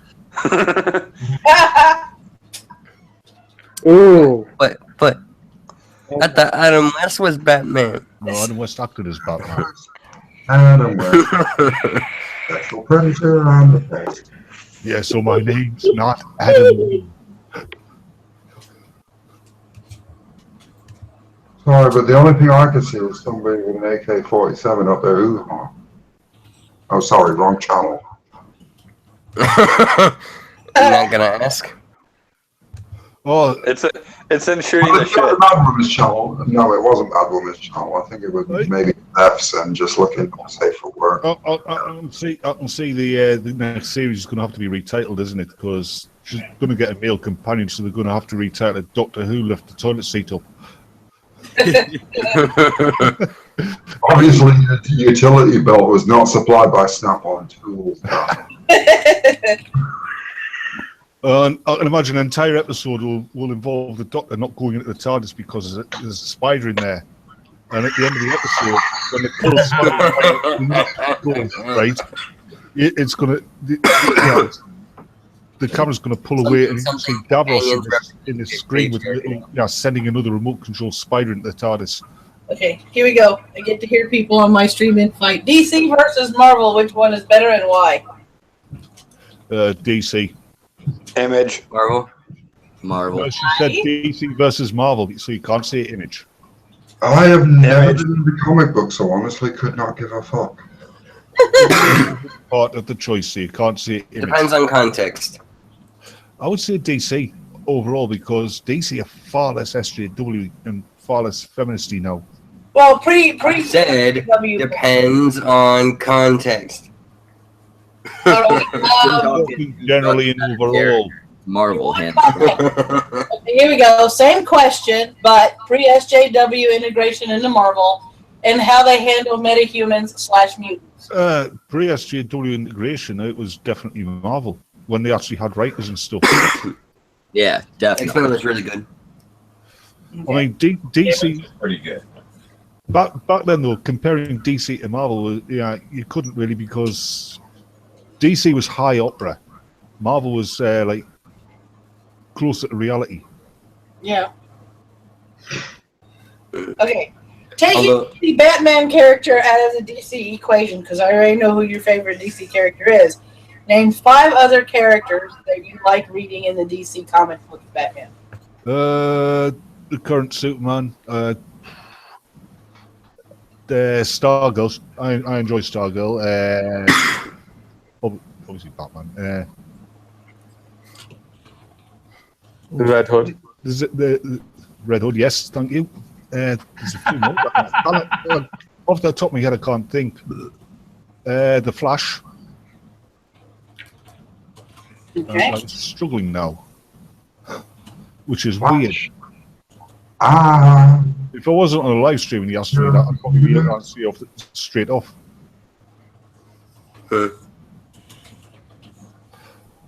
Oh yeah, Deathstroke when he's got his own titles. Mm-hmm. So who are yours? Ooh, what sort of rum have you got, man? I have got a little bit left of a brand called Añejo, which is really smooth and very, very good. Is it dark rum or white rum? Dark rum. Ooh, I only lovely. use the white rum when I'm doing mojitos. Why is the rum gone? Why is the rum always gone? Why is the rum always gone? I'd like to get drunk. So she's talking about Star Trek, and then what you drink in the next Mad One. I don't know. It's green.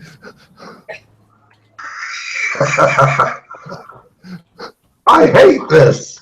I think this is the first time that we've had hard liquor in the house that we haven't had bourbon in the house, along with either the rum or the vodka. You know what? Normally I keep a whiskey in here for me, but that's my particular drink is a Canadian blend. But Yeah. When we get our apartment, we have to keep our bar stocked, just on principle. yeah, I like I have to Yes. What are your 5 favorite characters?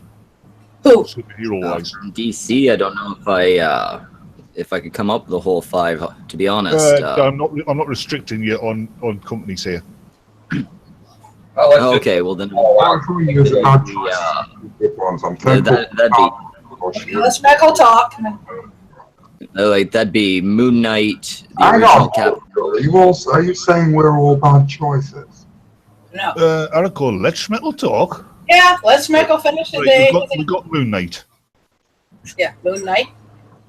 Moon Knight, the original Captain Marvel, Wolverine, Nightcrawler, and probably Gambit. The original Captain Marvel. You mean the big red cheese? Mr. Shazam. Yeah. No, not Shazam. Marvel. Oh, you mean Marvel? Oh, Marvel. Okay. Yeah. Which incarnation? What? You mean the pre? You mean the pre silly suit or like when he got his cosmic powers? No, with the cosmic powers. I kind of preferred it when he was just like an ordinary Kree. You know, I like the science fiction aspect of him. Yeah, I liked it, but he really blew up and became important in the universe once he had the powers, right? Yeah. Oh yeah, especially his cosmic awareness. But you notice how he had to work hard to get all of that, and Ms. Marvel just got it by accident. Yeah. Yeah, it was just kind of handed to her. Yeah, he actually had to prove he was worth it. Something female privilege, something. No, Carol Danvers was a really good character up until recent times. Yeah, the SJWs are spoiled her. Not just the SJWs, also just bad writing at this point. I would agree with that. I've noticed another thing about Marvel that I don't like is the artwork has gone to shit. Yes. Yeah. They've hired on scores of just shitty artists. Yeah. There was, I think it was Captain Cummins. He was showing off a She-Hulk comic, and it looked like it'd been drawn by a bored 5-year-old. I imagine that has a lot to do with the declining market, to be fair. Yeah. How much is the market paying for comic book artists nowadays? It's still paying pretty highly, but you've got to be able to do digital art as well, because most comic book sales are done digitally. Mm-hmm. And even there, Marvel is dying. I mean, they went to this SJW agenda, and it's proving to everybody that it doesn't work. Yeah. I mean, Everybody doesn't run a corporation, let's be honest. they ruined She-Hulk because she was one of my favourite bloody characters. Yeah, she was funny, she was intelligent, she was witty, she could kick ass. And they turned her into this miserable bitch. They turned her into a big green feminist. Yeah.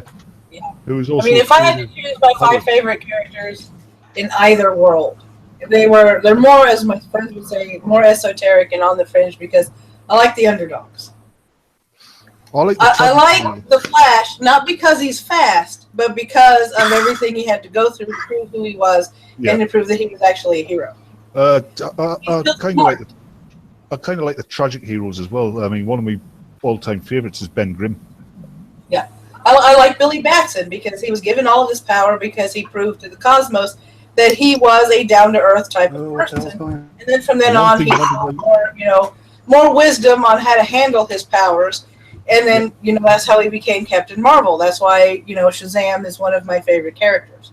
And one of the things that modern writers tend to forget about Captain Marvel or Shazam is when Billy Batson turns into Captain Marvel, he is not a child. No. He does not have a child's mind. Yeah, they're two separate people. Yeah. He basically turns into the man he will grow into. Mm-hmm. I like the Blue Beetle because of his intellect, not because of, his technology, but his intellect and how he wields it. Which Blue Beetle? Yeah, there are certain the original Blue Beetles that weren't that smart. Ted Cord. Yeah, I'm talking about the original Blue Beetle from the old-time radio shows. That Blue Beetle. Well, that Blue Beetle, I don't know if he's still around in the New 52, but he used to be around at the same time as the new one who's got that bloody beetle on his back. Yeah. I mean, I like the Atom.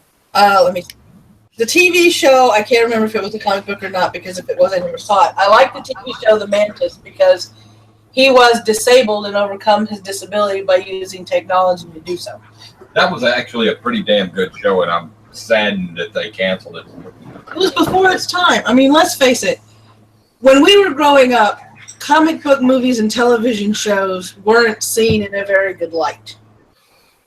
So no, definitely not. Anything based on a comic book was seen as complete trash. Yeah, I mean, the first Flash television show that came out in the '90s was excellent. It was very well written. They picked very good actors for the character.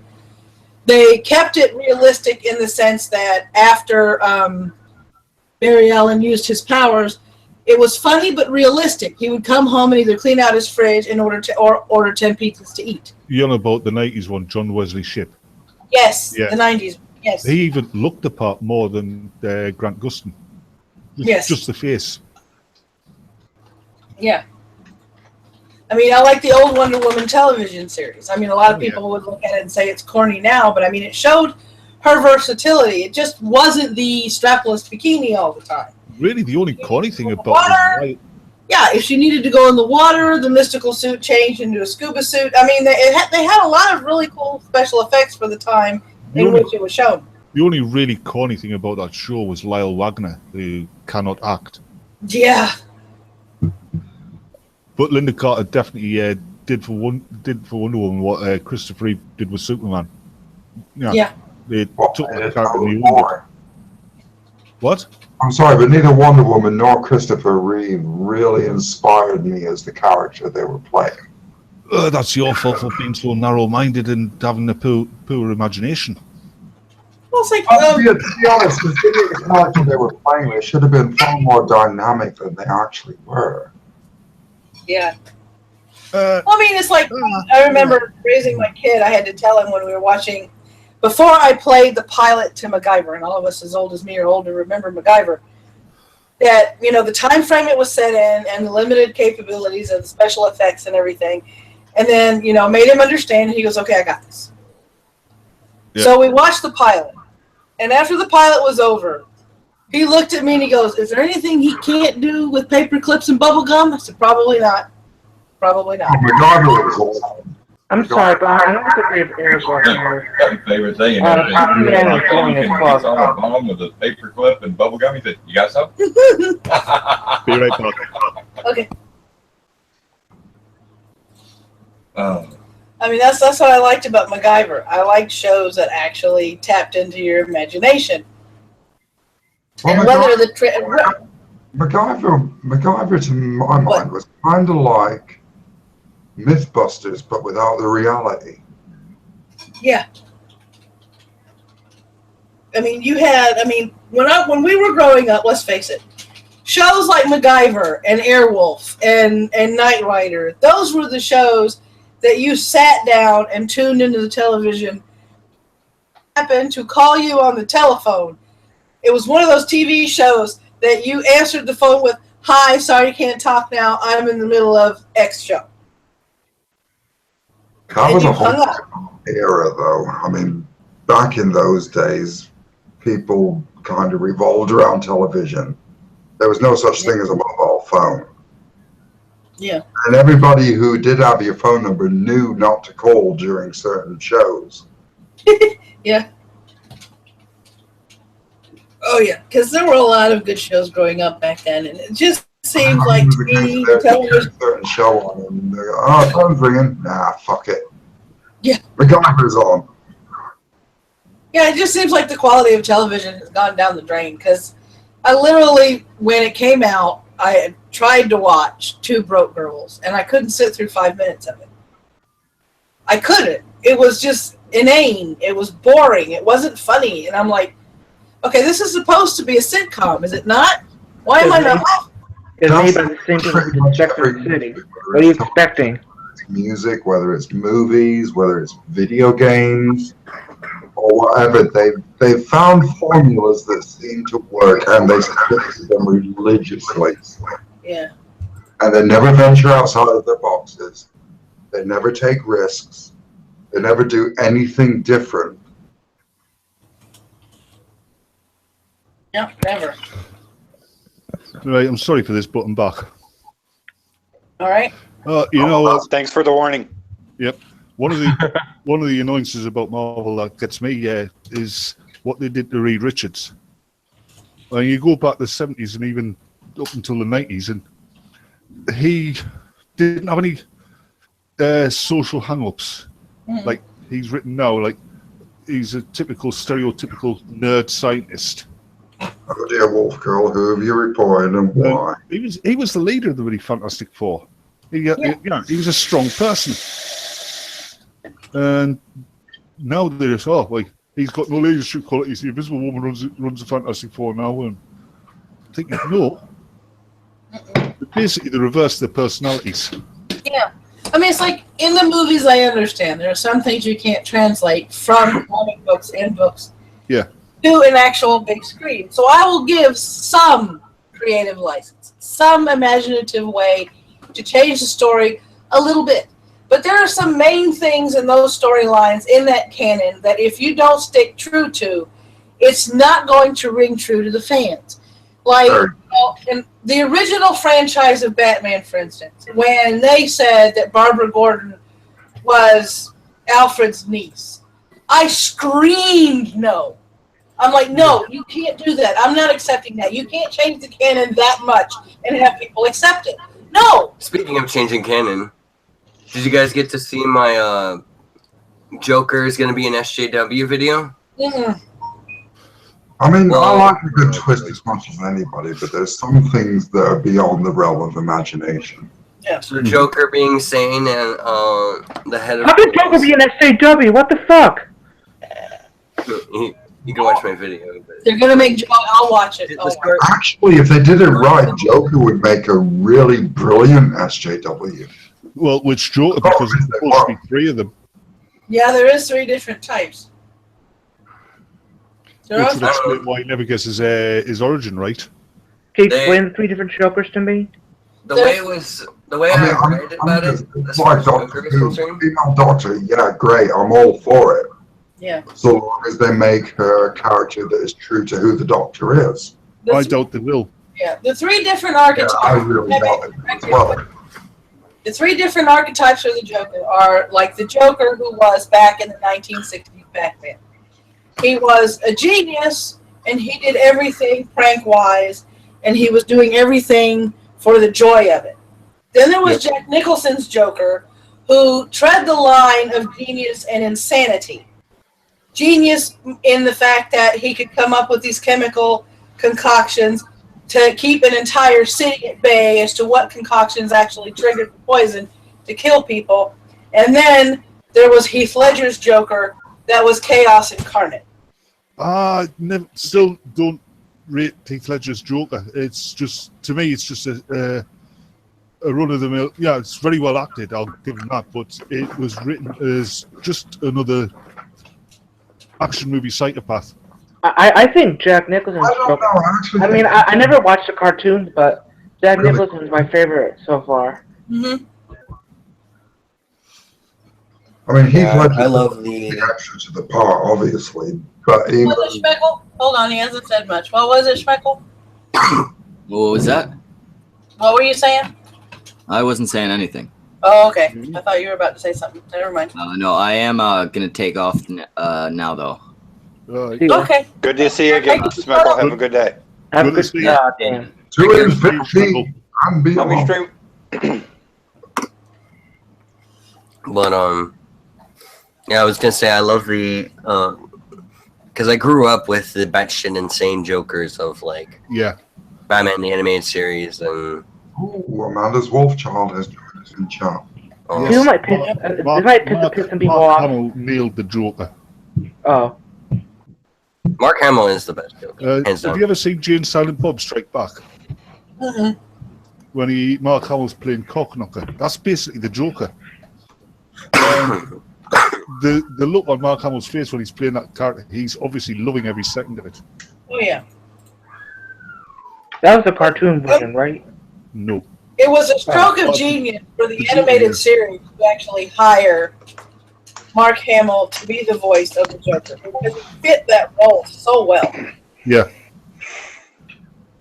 Yeah, it's beautiful. I mean, It's beautifully it done. was the toy man, the Flash. It was like, holy! It was the prankster as the Flash. Excuse me. I was like, holy crap! Yeah, This and is the episode where it's that alternate version of the prankster that's sort of like a bit of the Joker as well. Yeah.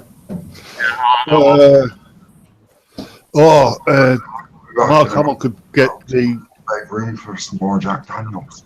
He could get the hilarity, the fun loving in his voice at the same time as that deep, frightening menace. I mean, I like Jack. Golly, I'm getting drunk. I can't say Jack Nicholson. Jack Nicholson. Jack Nicholson's Joker because you saw the genius, you saw the insanity, and under it all, you saw the fact that he refused to do it. Hello, Mom. If it wasn't funny. I think that's Yeah. what we call it. I know it is. Yeah, I'm finally back. Yay! Holy shit. Yeah, that line made me remember the episode that I specifically went back to watch. Was the funeral for the Joker's funeral for Batman. He literally stopped committing a robbery in progress because Batman didn't show up. Yeah. Oh, that's one of Jack Nicholson's lines I thought was brilliant in there. In Tim Burton's Batman, there's never of another man's rhubarb. That movie annoyed me because they killed the Joker at the end. I'm just like, you don't kill the villain at the end of a superhero movie. You don't. We don't know because you never saw the body. Fair, The but Joker is really good at coming back from the dead. Yeah. Just like they did the actually Harley Quinn's similarly hard to pin down. Because like they did a thing like that with the Return of the Joker, Batman Beyond, where Harley Quinn basically fell down the equivalent of a cliff. I imagine the only way she really survived was like she fell in some water or something, but apparently she's like the grandmother to two of like one of the iconic villains of Batman Beyond was Dee Dee. She is, yeah. Dee Dee. I was like, oh my god, the callback. I didn't even notice it the first time I watched it. Dee Dee and Dee Dee, the twins. Yeah. To be honest, I've always believed that a superhero is only as good as the villain that he's up against. Yes, he is. And because of that, if it wasn't for the Joker, Batman would have died a long time ago as far as the concept. Possibly. Or they would have come up with somebody else. Batman had to rise to the level Because of to be the totally Joker. fair, Batman isn't really anything that special. Batman's got a decent rogues gallery of villains, though. Yeah. It almost seems like the villains help the None of them heroes are out in as some way. iconic as the Joker, but I mean, you got some good ones like Two-Face You got the Riddler. and Riddler. Yeah, you have some really good material to work with. At least with Two-Face. Yeah, It's like I've said, I think it's probably the second best. If he's I've said before in Discord discussions, if they decide to reboot Batman again, I don't want to see the Joker. I don't want to see the Joker. The Joker's been overplayed. I don't want to see Bane. I want to see them showcase the detective as he's supposed to be showcased. I want to see a reboot of Batman going up against the Riddler. Yeah. Riddler would be really good.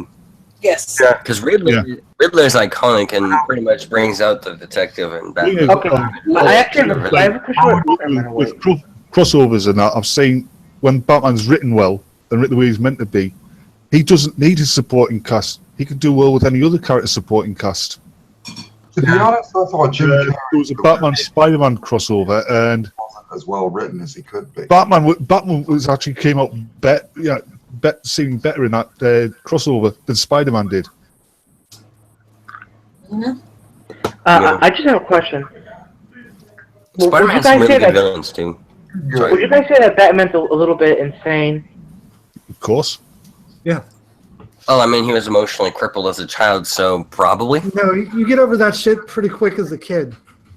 again, if they reboot, Both your kids murdered, both your parents murdered in front of your eyes. Even then. Yeah, like I would say like if it was like a not like a more distant relative, I would say you're probably right. yeah. But kids are really attached to their parents. Yeah. Mental figure. Yeah. Well, it's like I mean, if they I'm sure reboot Alfred helped a lot, but still. with Spider-Man, I haven't seen Spider-Man: Homecoming, but It's to good. me, I want to see them bring out the more esoteric villains of Spider-Man because a wide berth of them. I hear he goes up against the Vulture in this one. I want to see him come up against Mysterio. Yeah. Honestly, Oh, yeah. I like Mysterio to would see be that. interesting. I'd like to see Spider-Man fight against Carnage. Oh God, no, that's boring. Mm. Oh, sorry, Carnage and Venom bore the shit out I of me. think they would have brought out Carnage if the original series had, you know, the original from like 2000 though that trilogy had kept going. Yeah. I was like To be perfectly honest, Carnage and Venom do bore the shit out of me because all Venom is Spider-Man's Doomsday. Yeah. Carnage. Yeah, but I mean, like, I always liked Venom because he is probably the strongest and as far as like opponents of Spider-Man, because it's not about just being physically stronger than Spider-Man. It's having that intimate knowledge of who he is and where his weaknesses are. And even then, it's beaten. They could do some really good work with him when written right. Yeah. Before Tobey Maguire turned down further movie installations of the Superman franchise or Spider-Man franchise. Sorry, I am getting wrong. So there's one. They were actually approaching Jim Carrey as being Carnage for the next movie. However, Tobey Maguire couldn't work in enough family time into the contract during filming, and then turned it down. I actually hear that in real life he's a little shit. I actually like villains who are chaotic and insane and just don't know what they're going to do next. Yeah, Carnage is kind of the opposite of rocking away and superheroes we're talking about would do if they were to create a totally new nemesis for them. For the movie project, at least. It's got to be. Depends on writing. Yeah, you've got to make it like it's happening organically. I mean, all the big names, their nemesis have come up over the years. Yeah. It was like they tried to make DC a little dark, as you know, to counteract the Marvel thing, and I can see that happening with Batman. But the problem is, DC already has a character that is dark. That I think, if they did the movie right and stuck to canon and stuck to the storyline, that it would actually be a successful movie for the DCEU. And that would be That would be what? The Spectre. Yep. Yeah. Oh, yeah. Practically a god level being. That would have to be another rated R movie, but if done well, it would draw in a lot of audiences. I would actually like to see them try and do the Justice Society, but do it as canonically as they can. Yeah. Of course, they'd have to introduce the concept of Earth 2 and bring Power Girl out of Earth 2. It would need a few origin movies. Yeah. I mean, I would watch it. I mean, it would be more. Well, what am I looking for? The film noir kind of version, bringing it back to retro kind of thing with the Spectre, because I remember watching the Spectre motion comic on Netflix, and it was more 1940s film noir style, and I loved it because it was a darker side of DC that you rarely ever see. To get a taste of it, modern times and everything. And it was actually a comedy and everything. They go back to Dead Men Don't Wear Plaid. Oh, yeah. That reminds me. Have they ever made anything for Noir Spider-Man? No. Now that you say that, it made me think about it. I'd actually like to see more of Noir Spider-Man, because Noir Spider-Man was actually pretty cool. He didn't actually have all of Spider-Man's powers, did he? I don't think he had wall crawling, did he? No, he had wall crawling. He didn't have web swinging, if I'm remembering correctly. Yeah, I think he had the only The only reason he got web swinging was Maddy-MWM gave it to him in the 1990 Spider-Man, I think. Or what? No, it was the Shattered Dimensions video game. Spider-Man Noir. These came out in the 2000s. There was a couple of powers. I think he didn't have that the mainstream Spidey has. I think Danger Sense was one of the movies. But he had his own web shooters, from what I remember. But he also carried a gun. Maybe different between that and Shattered Dimensions, because if I remember correctly, Shattered Dimensions, they had to go through like this whole exposition where it's like, oh, I'm going to give you all the powers that you need to do this mission, which basically just made all the Spider-Man alike enough so that when you change characters, it wasn't so like jarring. Yeah. But it was still pretty good. Yeah, I like the. I mean, I'm not a big fan of Cyberpunk, but I did like Spider-Man 2099. Oh, 2099 is cool too. I don't know how much more I would want to see of that than versus Noir, but apparently, I guess it must have gotten popular because it got its own video game. That what was that one? The video game, the crossover between 2099 and Amazing Spider-Man. I can't remember. I'm trying to remember the name of the video game. Hold on. Oh yeah, and now I am remembering DC characters that I enjoy reading. Bacon butter. Green Lantern, for instance. Oh yeah, yeah. I must have gotten rid of it with my PS3 game. All three of them. Who is your favorite of the 3 Green Lanterns, Batman? It'd have to be the original one. I like Hal, but I also like John Stewart. Oh yeah, John Stewart's good. I mean, they've got their own strengths and own weaknesses. And when I say the original Hal Jordan, I don't mean the idiot that turned up in the New 52. I mean the original Hal Jordan. Right. I like John, and I also like the journalist that got the ring because Kyle? he was the Kyle first was one. an artist. Hello. No, Hal wasn't an artist. Hal was a Kyle. Yeah. I go back and forth. Hello, Pagan Butterfly. I like the journalist being the Green Lantern because he sort of put the doubt in everybody's mind as to whether or not the color yellow being a weakness was psychosomatic or not. Because I believe, if I remember correctly, the Watchers of Oa asked him why wasn't he weak in the presence of orange, and his reaction was something to the effect of, "Oh, was I supposed to be? I didn't know that." Yeah, I think it was Hal Jordan who eventually overcome the weakness to yellow, wasn't it? Spider-Man: Edge of Time. That's the name of the game. The 2099 crossover with Amazing Spider-Man. Yeah, it got bombed by the critics, that one. Yeah, I think out of all the comic books that I glanced at and read as a kid and growing up, Amalgam Comics was the most interesting. Apart from Spider-Boy, that was horrible.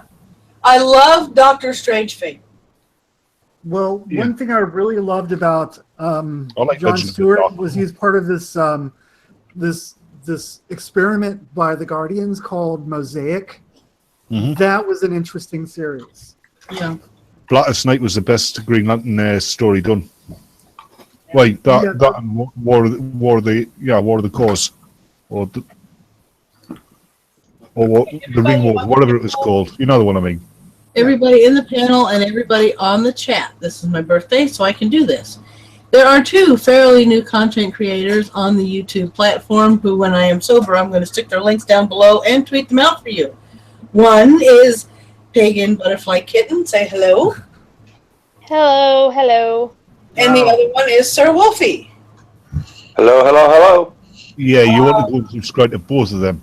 Yep, they are hanging out in my Discord. They are very good content creators. They are up and coming. So they are improving their video quality as they gain more knowledge and technology on how to use the platform. So please check them out. And if they type in the live chat, I will give them wrenches so they can put their links in the live chat.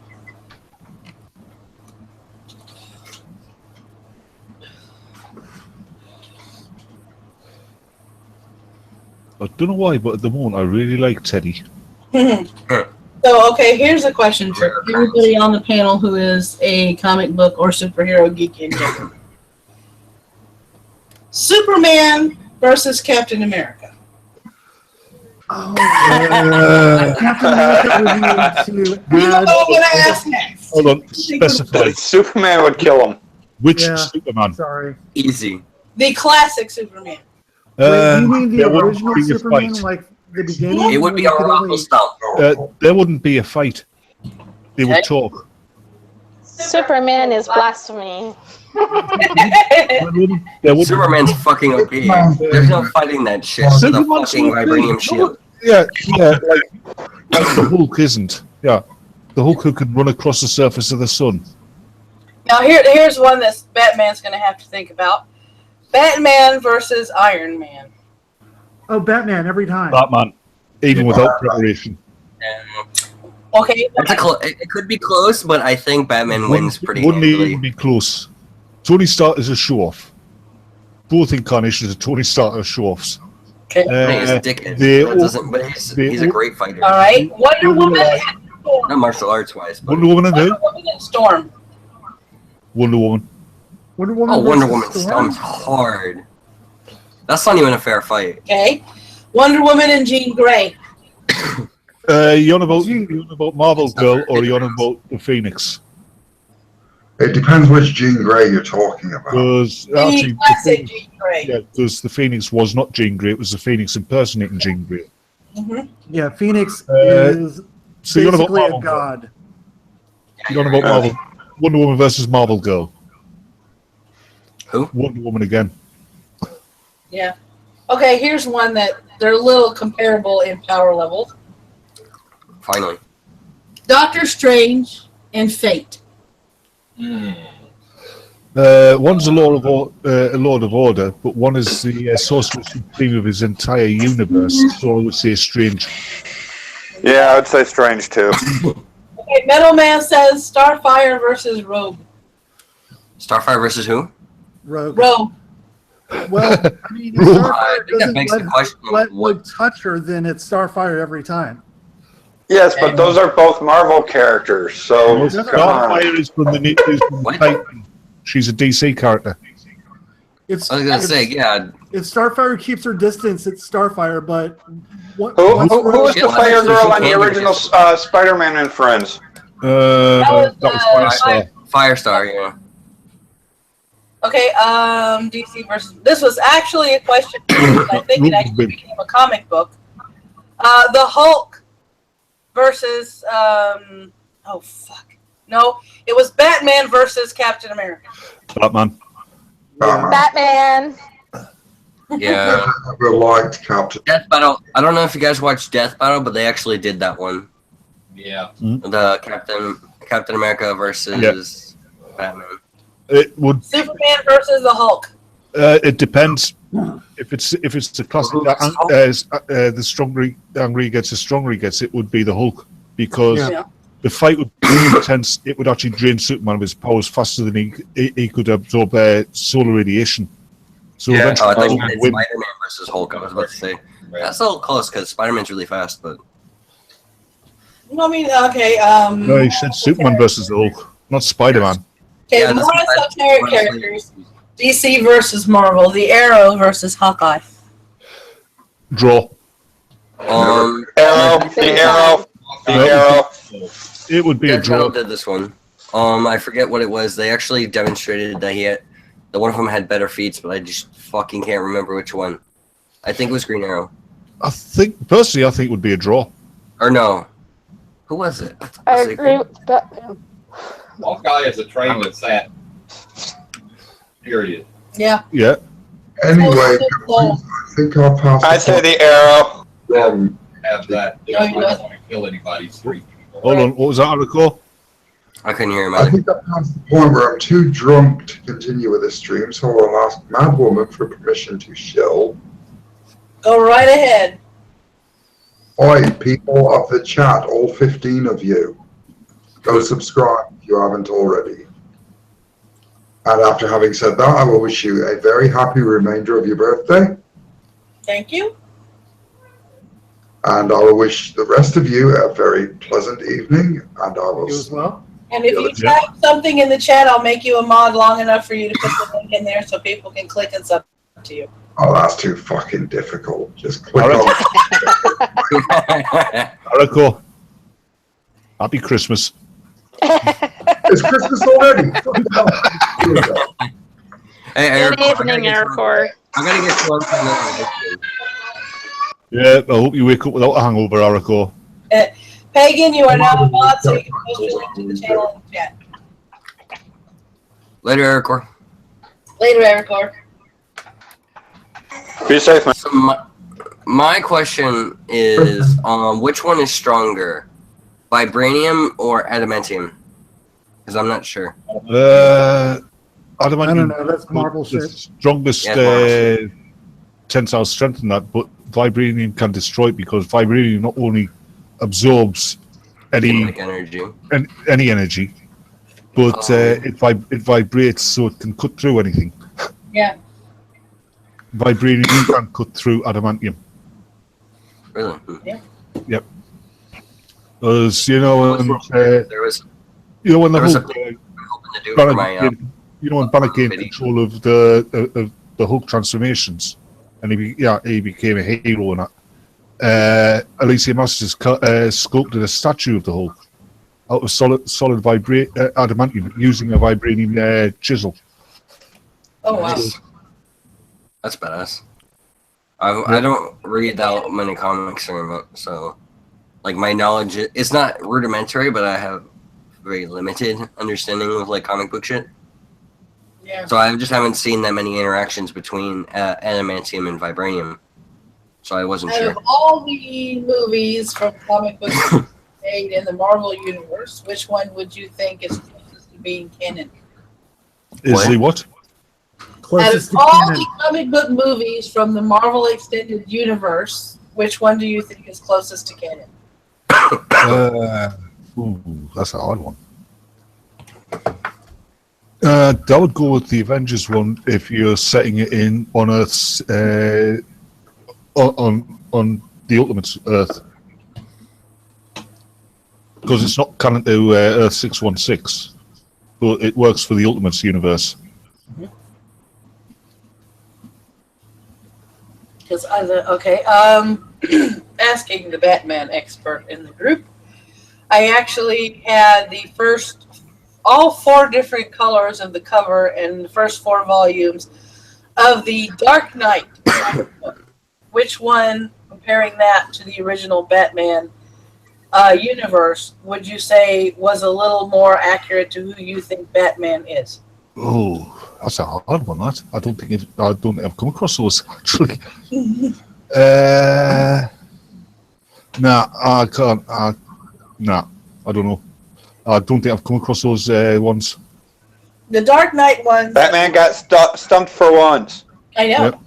The Dark Knight ones, which I had the first 4 volumes, were the first 3 to actually really flesh out his backstory, in that he started out as a vigilante with, if I mispronounce this, sorry, I am slowly getting drunk. Is this the Frank Miller series? The balaclava, I believe so. The balaclava. Yeah, that's year 1.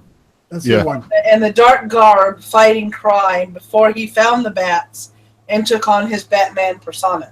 That's the way the Dark Art was created. The Dark Knight was created in that particular series. Yes, I remember. Now I do remember. I've actually seen I've seen a few of them. I've seen Batman Year 1, and I've seen the animated movie. So I would say that's pretty close. Actually, it makes quite a lot of sense as well. Well, see, I had to explain to a lot of my friends that didn't like the first iteration of the Batman movies because they said it didn't compare to the comic books, that they were going more the Dark Knight route in their gothic feel than they were the original Batman comic I liked it because it made him more fallible. Yes. But one thing I didn't like about was how they introduced Catwoman. No explanation of where she gets her martial arts abilities or acrobatics from. And they just... Yeah, she's basically a hooker. Yeah. See, the version of work. Catwoman I have in my head canon is that she's ex-Mossad, and she moved to America after a successful career. She had a dual citizenship in America and Israel, and that's how she got her. She knows Krav Maga. but she got a dishonorable discharge for theft, so now she's a cat burglar. That's not the one I prefer. Mine's more the mainstream one. Well, I just made that up just now. Yeah. Yeah. Fair enough.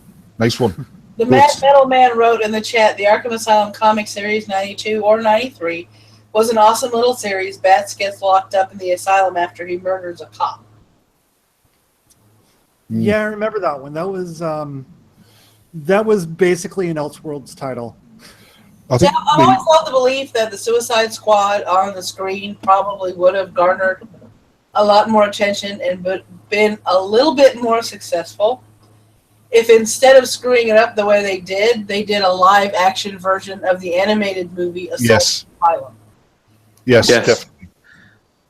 Well, and the best thing I think that came out of the New 52 run was Forever Evil. Where the crime syndicate of America from Earth 3 invaded Earth Prime. Oh, cool. Because Ultraman literally was the opposite of Superman. He gained all of his powers. His powers were fueled by kryptonite, and sunlight actually, erased all of the kryptonite radiation from his body. Because at the end, he's caught in direct sunlight. He ends up like this pitifully weak, extremely thin, pathetic excuse for a man. Yep.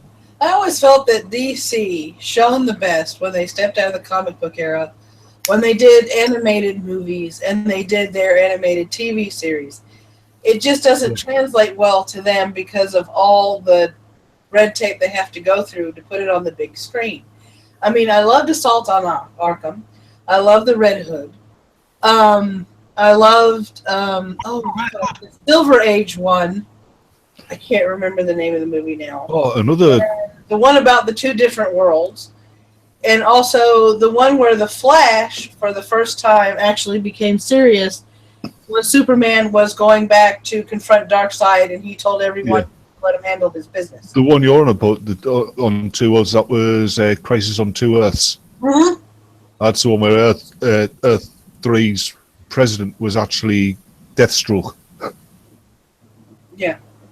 And the one that I think I liked the most, that I think some of my friends would think was corny, was the movie they came out with that had a Silver Age type of 40s feel to it, to the characters and the way they wrote the story in the animated movie. It started off in Korea.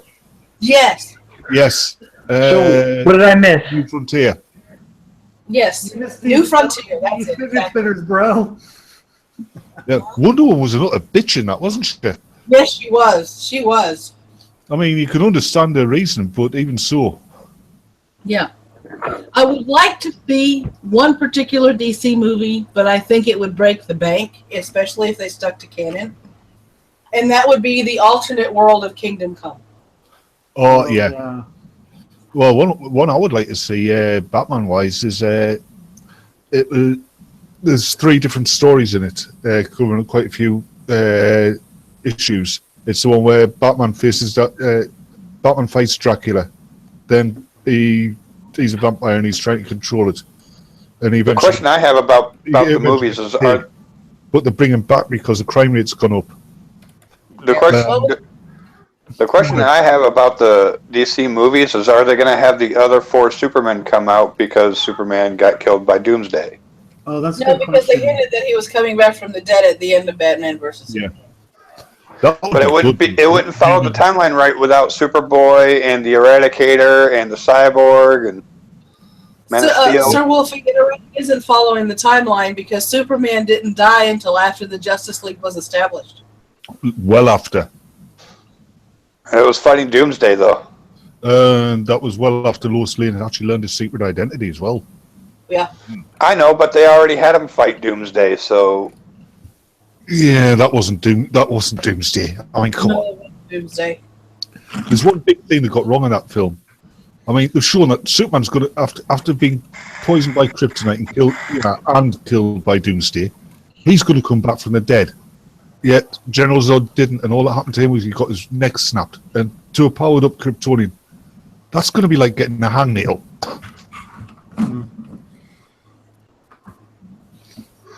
So you think General Zod's still alive? He should be, but he isn't. Well, he isn't able to be because they transformed him into Doomsday in the film. Yep. Oh no, it's Deveros. So, what are you guys talking about now? You. Aww. Keep up, man. If I'm drunk and I can keep up, you can keep up. Come on, dude. we were talking about how we could torture you, Teddy. I just came back from the bathroom, so I wasn't paying attention. Oh, okay. He's too broke to pay attention. He was in the bathroom and he wasn't paying attention. That's why the floor's wet. My balls are itchy. Remember $100 and Teddy gets booted. I'm gonna fucking rape you until you moan like a fucking asshole. That does not make any sense, Teddy. Also, that itchy. You're not watching them regularly, or you have a medical condition that you. No. What is your name? Maddie. Maddie, I washed myself like a few days ago. A few days ago. Jesus. God. Are you supposed to do it every day? Are you supposed to do it every you are. At least every other, Teddy. At least every other. Okay, Batman, since you keep up with this more than me, there's a clip on YouTube of Batman and the Flash being captured and in cells and being shackled. Oh, yeah, that's... How could the Flash be captured? He's like super fast, right? Hold on, I'm asking Batman. Hush. The Flash speeds up his oh, what the fuck? His pulse point where he flatlines. What movie is that? That's Justice League. I think it's A Better World. Okay. And that was where, in an alternate world universe, Superman had killed Lex Luthor to stop him starting World War III, and they'd basically taken the world over. Okay. Because Batman, the Flash says to Batman, so have you figured out a way to get out of this? And he goes, no. And he goes, oh, you mean you haven't yet? He goes, no, I'm not going to, because everything I can think of, he can think of. Yeah. The Batman. That'll be Sir Wolf. He's going to threaten Teddy. Yes, Teddy, I can cut that off anytime I want. I have to stumble my way to the restroom shortly, so I will be back. Okay. Don't get lost. Don't break the seal. No. Yeah, The light, Carolyn. Chagrin broke the seal last night. And you can't break it off. Just because you're Batman doesn't mean you can break everything. Count to the line, Carolyn. Count to the line. I'm going to touch you. Run away! Run away! Run away from the Teddy rape. You can't run away from the Teddy rape. No, just stand there, let him come, beating the little shit into a pulp. Oh, yeah. Wait, who's going to beat you to a bloody help? Not me. Yep, you. Yep, you. Who else? I'm Batman, and I actually love Teddy very much. But let's see the other Batman. What the fuck is that you're trying to do? That's the other Batman who actually likes Teddy. Batman, I think Teddy really likes you. No, I think Teddy's just trying to wind us up. No, I actually... He dreams about you, Batman. He told me. See, the backstory on Teddy is he likes to be just a tad bit rapey on streams. So... Yep. Only a bit? Only a bit? He's on, it's not an official live stream.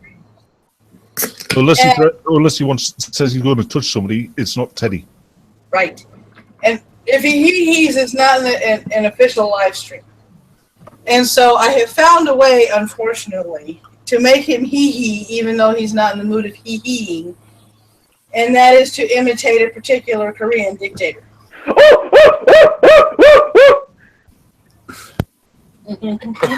Unfortunately, the fuck is that?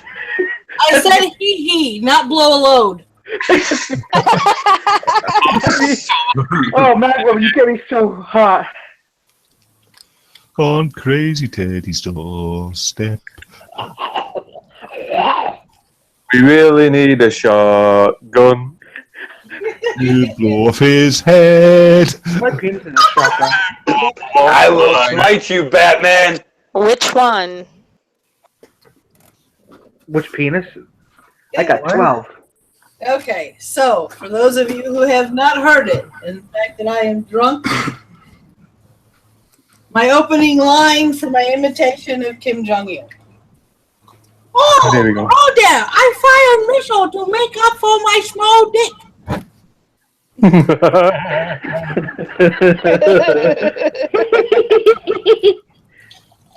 Yeah, but what I want to know is what would Kim Jong Un do if he saw somebody with a better haircut than him? I would kill them because no one has better haircut than me. Hey, Kim Jong-un, I'm gonna stick my dick in your fart box.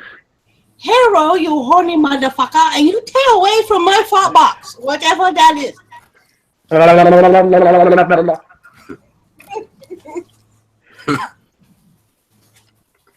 Who wouldn't like to rape Kim Jong-un? Who wouldn't like to rape? I think most people. Yeah, I mean, rape is kind of a crime. A Korean dictator, and I can do it when I'm drunk too. I don't know. Teddy doesn't care. He got his dictator. Yeah, Teddy's happy. He got his Korean dictator. Yep. You're awesome. I think the part of Korean dictator that he likes most is the first part of the word dictator. Well, there are other accents that I can do as well, quite drunk and sober. But the problem is, I would have to think really hard, which ruins the buzz. Sorry, if I ever got high, I get a British accent. No, you do not. You've never heard him that way, though. I would do one, but I'm trying to stop it because I'm not that good, I guess. Take care, Satyr Cat. Thank you for the birthday wishes. Yeah, see you, Satan Cat. I mean, See Satan Cat. Give Liz a Bye, good Satyr fucking. Cat.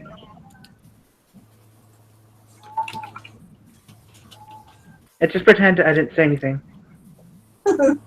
I think that's what we always do, Teddy.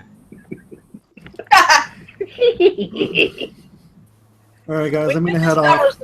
Aw. Aw, see you. Discover something in one of Liz's streams, though. When our good friend Dead Robin is drunk, he tends to stutter less. Get drunk. Thanks for having me, Madwoman. Happy birthday. I think you should get Amanda Whitfield in here. Yourself, dear. Ooh. Woman who is mad. Back. Well, you have mad here. you know. Oh, Levi, you're so awesome. I want to touch you. Oh, good Lord. I didn't say that. That was Batman. Hi, Batman. No, you're not. You Teddy. have to be quite mad to be combating the shit that I see on YouTube You're every not day. Batman, Teddy. He's Batman. Oh, look at me. Hi, Batman. Hello, my name is Editing, and I like rusty spoons. Has anyone else seen that? Hello, my name's Teddy, and I'm quite rapey.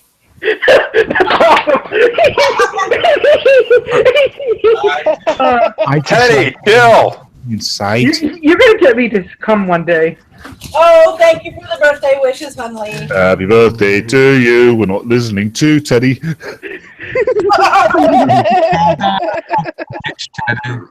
I don't even listen to myself sometimes. On a scale from 1 to 10, okay, people in the chat, on a scale from 1 to 10, 10 being the highest, how cringy is Teddy? 35. 10. 35. 10.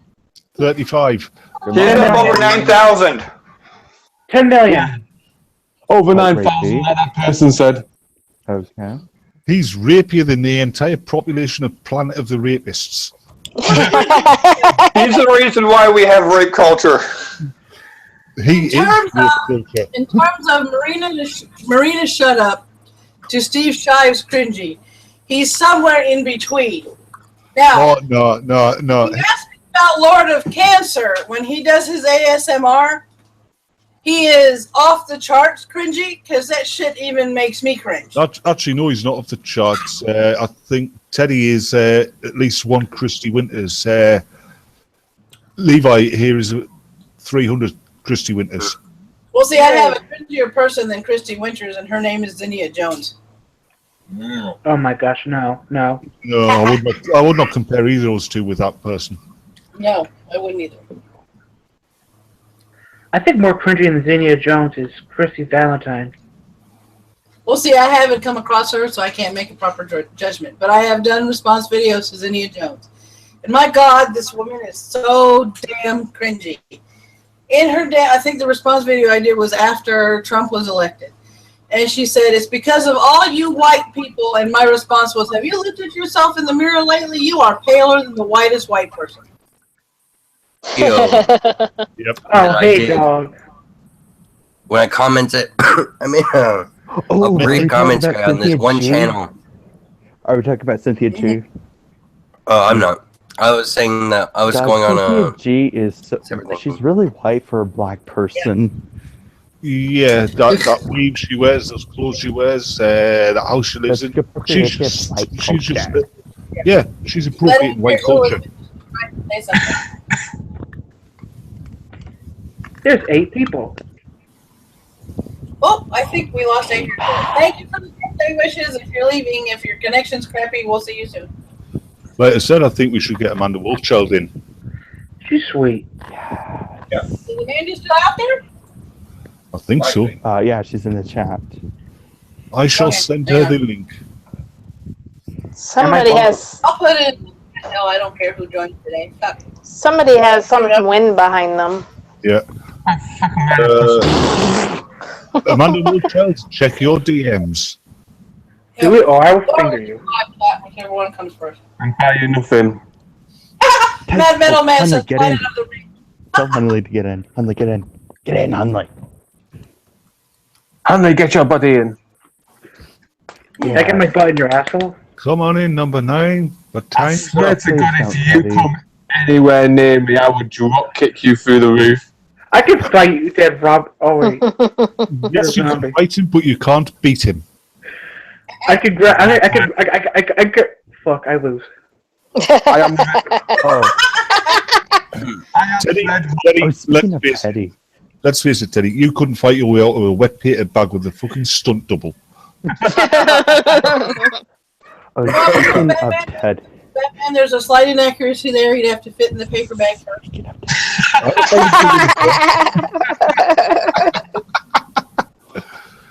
That's horrible. No, that's horrible. Speaking of Teddy, do you know he secretly films Angry McCow and Harry Potato getting it on and puts it on Pornhub? That's specific. Yeah, do not listen. Just get back at them. Those are also 2 more people I would never rape. Yeah. Speaking about Teddy, do you know that Levi is actually Teddy's sock account? Teddy is actually that brilliant. Well, yeah. No wonder I like Levi so much. I thought it's enough ribbon, Teddy. We might as well start on Levi. Brittany anyone. Batman. What? What? Anyone Batman. No, because you would enjoy that. Well, there's this one channel that I find really cringy. It's a guy, a trans person by the name of Adrian Expression, and he does this really loud. I can't even describe it. He's like loud bursts of just noise. I can't even describe it. I linked in the Hangout, but it's like, holy shit. I was like, I remember I made a joke in one of my old videos. I can't remember which one. I was like, I have got to respond to this guy someday. And it's funny because I've been subscribed to this guy forever since then. And he pops up in my sub box, but I don't find his videos cringy, but they're not stupid enough to warrant a video response from me. Here's a question that that's boggled my fucking logic circuit, so to speak. How the fuck can there be people out there that believe in a flat Earth? Yeah. I think there's a lot of stupid types. The genuine idiots, and I think there's also the people who look around at their lives and think that the world is a boring place, so they believe in this sort of stuff to give it some mystery and excitement. When really speaking, the world is mysterious and exciting without all of that shit. Yeah. This is true. I mean, there are things in outer space we haven't discovered. There are things on our own planet that we haven't discovered. I mean, to me, my mother and I differ on two things. My mom has always wanted to skydive. I take the belief that as long as the damn plane is functioning within normal parameters and is staying in the air, there's no reason for me to jump out of the thing. The other way that we differ is that my mom has, as she puts it, I have left nothing in the ocean. So she doesn't like boats or ships or anything like that. She won't go on cruises. My thought is there are many wonders in the sea that have yet to be discovered. And if you give me a snorkel and a pair of swim fins while I have a bathing suit on, you're going to have to argue with me to get me out of the ocean because I can follow things for hours because I find the sea a different part of space that is infinitely interesting to explore. There is lots of stuff that hasn't been discovered yet. I mean we find there's so deepness that we haven't, like, we can't even go to because. Well, they didn't come across the account until the 70s, and that was thought to be extinct. Mm-hmm. I mean, it's like when I look at the world and sometimes I turn off the critical part of my mind. So I can marvel at just a moment before I start looking up the scientific ways that things happen.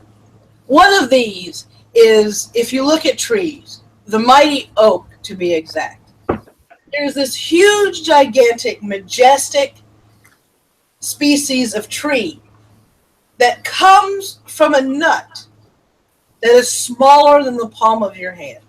Mm-hmm. Oh, you're on about Angry MGTOW again, aren't you? Oh, no. I'm actually doing an Angry MGTOW video. All right, I'm making the kids' plates. Why did I come back in listening about Teddy's nuts?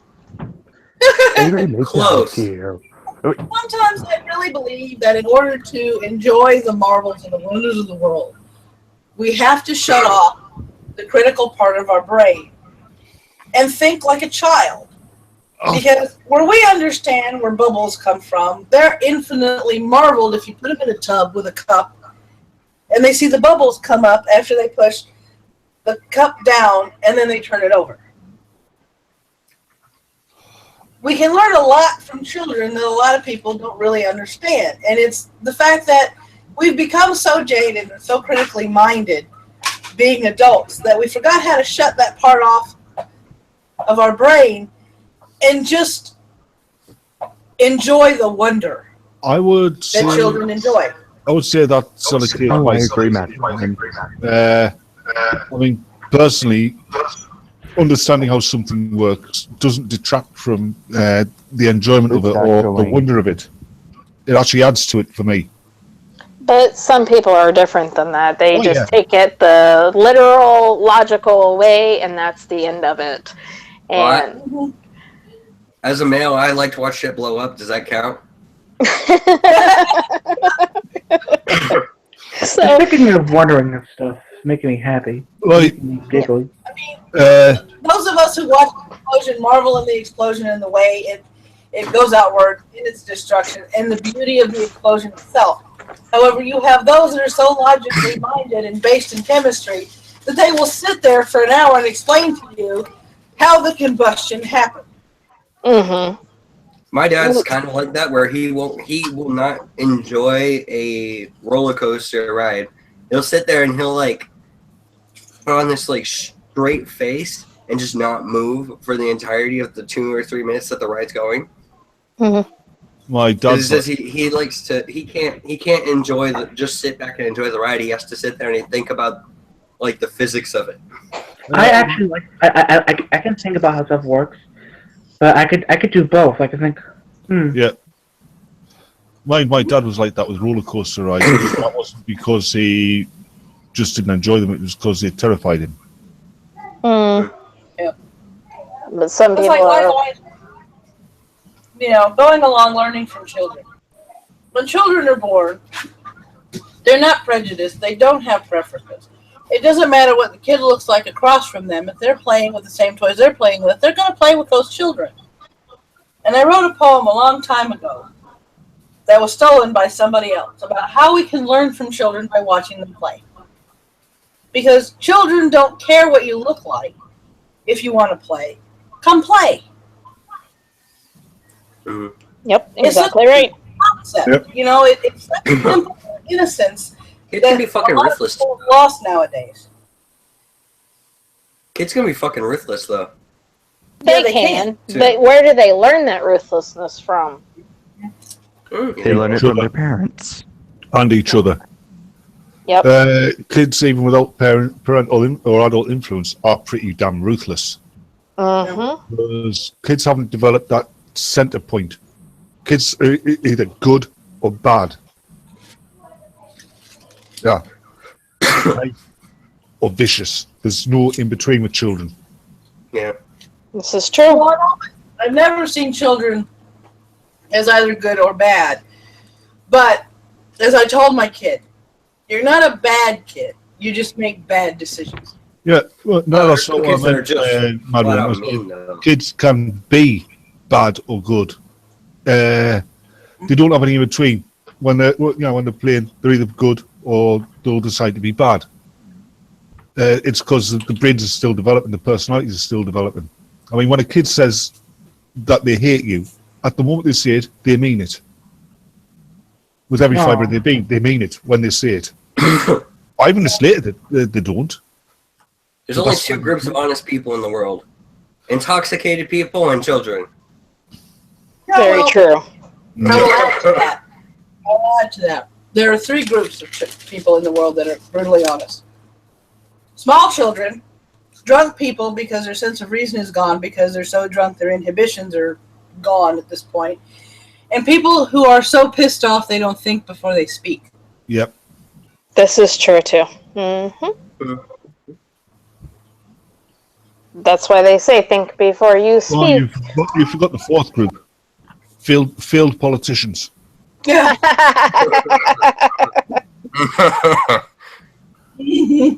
I don't think it's going to take a lot of time.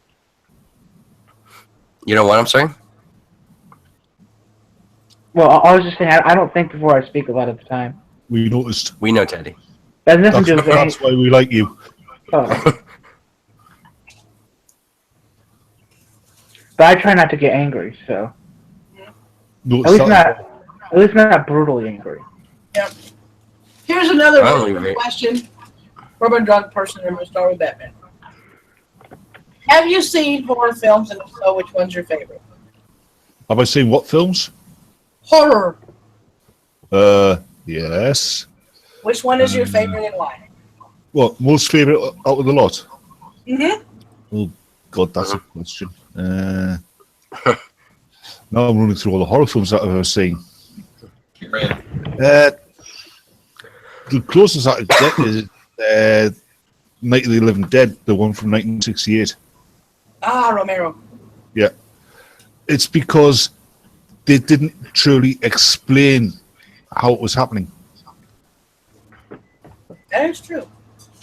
Yeah, once, I mean, you get some of these zombie movies and they explain it, why it's happening, how it's happening, the mechanics behind it, and, oh, right, bored.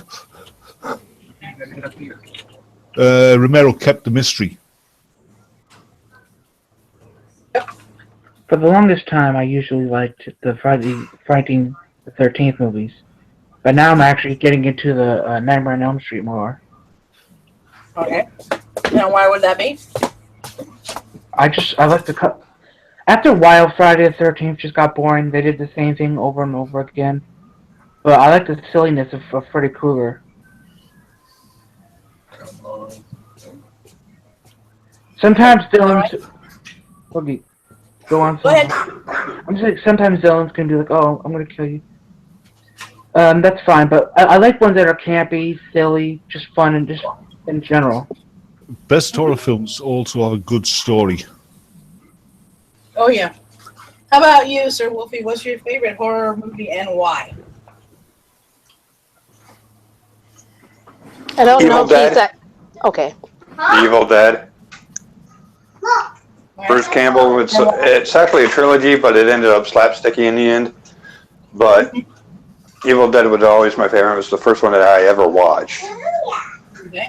I'm glad they remade the first one as Yeah, when they made Evil Dead The 2. remake sucks. The remake. Well, Evil Dead 2 is the remake of the original Evil Dead. That's what I said, remake. I was talking about the new modern one version where she cuts her tongue with the. Horrible. Yeah, that's horrible. How about you, Pagan Butterfly? My best horror movie, I have to say, one that I've watched recently anyway, was Mirrors. Is that the one with the The Mayflower Mall. Oh, it's not the one I'm thinking of. Then what's it? What do you call it? Kiefer Sutherland in? Yes. Where he ends up in the he ends up at the end of it. He ends up on the opposite side of the mirror. Right. Mm-hmm. Yeah, that was good. How about Levi? Daddy. What's the best horror movie I've ever seen? I would have to say the REC series, the REC series. Those are my favorite ones. Okay, and why? Because there's just something about them. It's very original. Do you know that Quarantine is actually the American version remake, or the American remake of it, the series? I mean, Quarantine is nothing compared to this. Quarantine is just the watered-down, pussified version. This one will... This is a movie that makes you jump. I was like, oh shit, I didn't see that coming. It's very original. And it's just like, it's one of the best movie series I've ever seen. Very original. I still like a lot of the old Hammer horror films, especially the anthology ones. It's about this news reporter. They get a she interviews the fire department. They go to a scene, and little do they know, they end up getting quarantined, and there's a zombie breakout.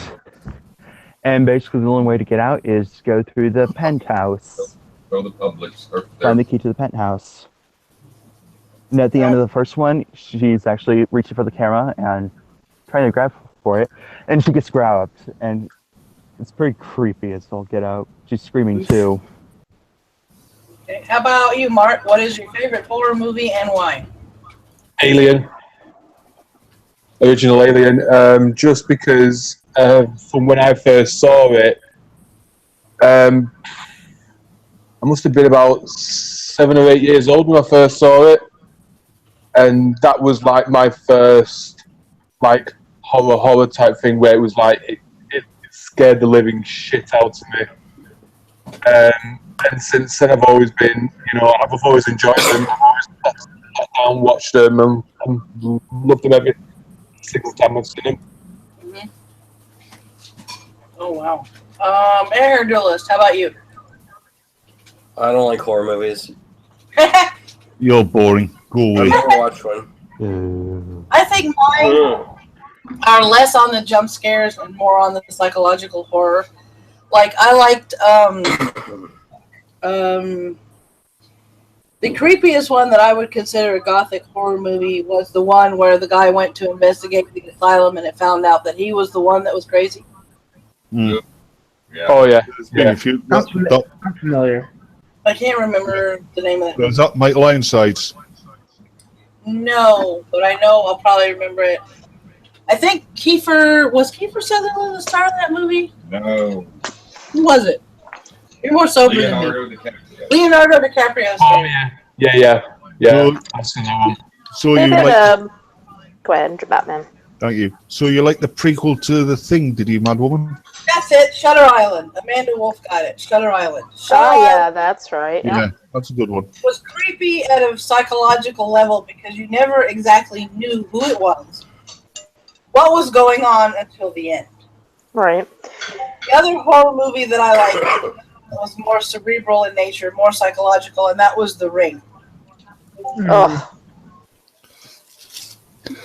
Shutter Island kind of reminds me of Room 9, where the Scrippa team was trying to get asbestos out of an insane asylum, and one of the guys goes nuts at the end. At the end of the movie, he's talking to a cell phone that has no battery, asking if his wife was okay. Oh wow.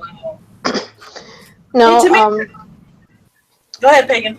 They did a female version of that with Halle Berry, kind of like where they threw her in an insane asylum and threw her in a room, and she was trying to expose one of the doctors as like a rapist, pedophilist, or what have you.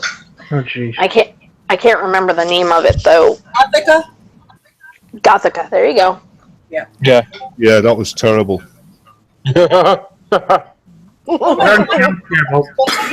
grew up with shows like Tales from the Dark Side, The Twilight Zone, things like that were scary and kind of creepy and that kind of type gothic horror. So I guess that's why I'm drawn to those types of movies more than I am the jump scares and the slasher flicks and stuff.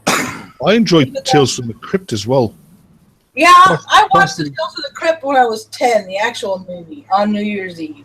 Part of the reason I enjoyed it was because one of my uncles had a ton of the hardback Tales from the Crypt books. Not the actual comics, but the hardbacks, what they've been collected in. And I devoured those. Yeah, The Shining. Mm-hmm. The It's Shining. all a paper, huh? The Shining. I think there was no more master of suspense on the TV at the time I was growing up than Alfred Hitchcock. Yeah. The Shining was fun. Those short tales kept you on the edge of your seat. Mm-hmm. Rear Window. Oh, Rear Window. See, I've never seen Rear Window. That's the James Stewart film, right? Yeah, the original, not the remake with Johnny Depp. That was a secret window. It's been remade a few times. Dracula's a hard read, Chagrin. Johnny Depp was Secret Window. Christopher Reeves did a remake on the Rear Window. Yeah. I didn't like reading Dracula either, Chagrin, maybe because of the style. Actually, Bart Simpson also remade Rear Window, if you remember. It was written from a diary point of view from Van Helsing, but then again, so was the diary of Van Frank, and I read that from cover to cover with no problem. But Van Helsing always also introduced multiple diaries across multiple characters of the thing and everything, and it's really, really hard to put that together. It was actually good. It wasn't quite as good as Mary Shelley in her time writing Frankenstein, but it was still a very well put together book, just not a lot of people could follow it. Yeah. It feels like a lot of people kind of look at me sideways like I have a corn growing out of my head when I say I couldn't get into Anne Rice's Interview with a Vampire. Yes, Mina Harker's diary is a very good telling of the thing. Interview with the Vampire, the woman who wrote the books, she didn't... Anne Rice, yeah. Yeah, thanks. Anne Rice. She heard Tom Cruise was up for the role, and she says, "No, I'm not letting Tom Cruise. He'd be terrible for the role of Lestat." So he actually got into her hotel room and performed an entire scene for Lestat in front of her, and that's why he got into the movie. Yeah. For me, it wasn't the fact that I understood that the format of the book was not only an interview, but it was based on the style of writing as a flashback. So when I started reading, I understood it was a flashback. But when they started doing flashback in a flashback of a flashback, I'm like, okay, whoa, that's way too many fucking... Who the hell's flashback are we in now? Can we just kind of explain? Because I'm getting lost. It's one of the few movies where I thought Kirsten Dunst was actually acting. Have you heard that there's going to be a show based on books soon? I hope they don't screw it up. I think they said it's going to start when he's woken up from his sleep or something in our time. So it'll be like the second or third book, I think, to start from. Yeah. It's like let me think for a second here. I surprised Liz when I was writing the script on how to write men in a fantasy novel, because I identified more with Frankenstein's monster than Dr. Frankenstein himself. I think you were supposed to, actually. Yeah, because to me, it wasn't a book about the Doctor. It was a book about the humanity present in the monster and the fact that he was lonely. Yes. It seemed like Frankenstein's monster was the actual. I mean, Dr. Frankenstein seemed like more of a bad guy. Have you ever seen Penny Dreadful? No, but I've wanted to. They did Frankenstein's monster perfectly in that. Yeah. Just like in the US TV series Once Upon a Time. The last episode I saw was when they brought back the evil queen's love, and he didn't come back quite right. Well, the person who brought him back, Frankenstein. Oh, jeez. I'm and it was kind of interesting how they worked him into the storyline, but after that, it sort of started getting a little far-fetched. Oh, I used to like American Gothic, but unfortunately, you know why they cancelled that?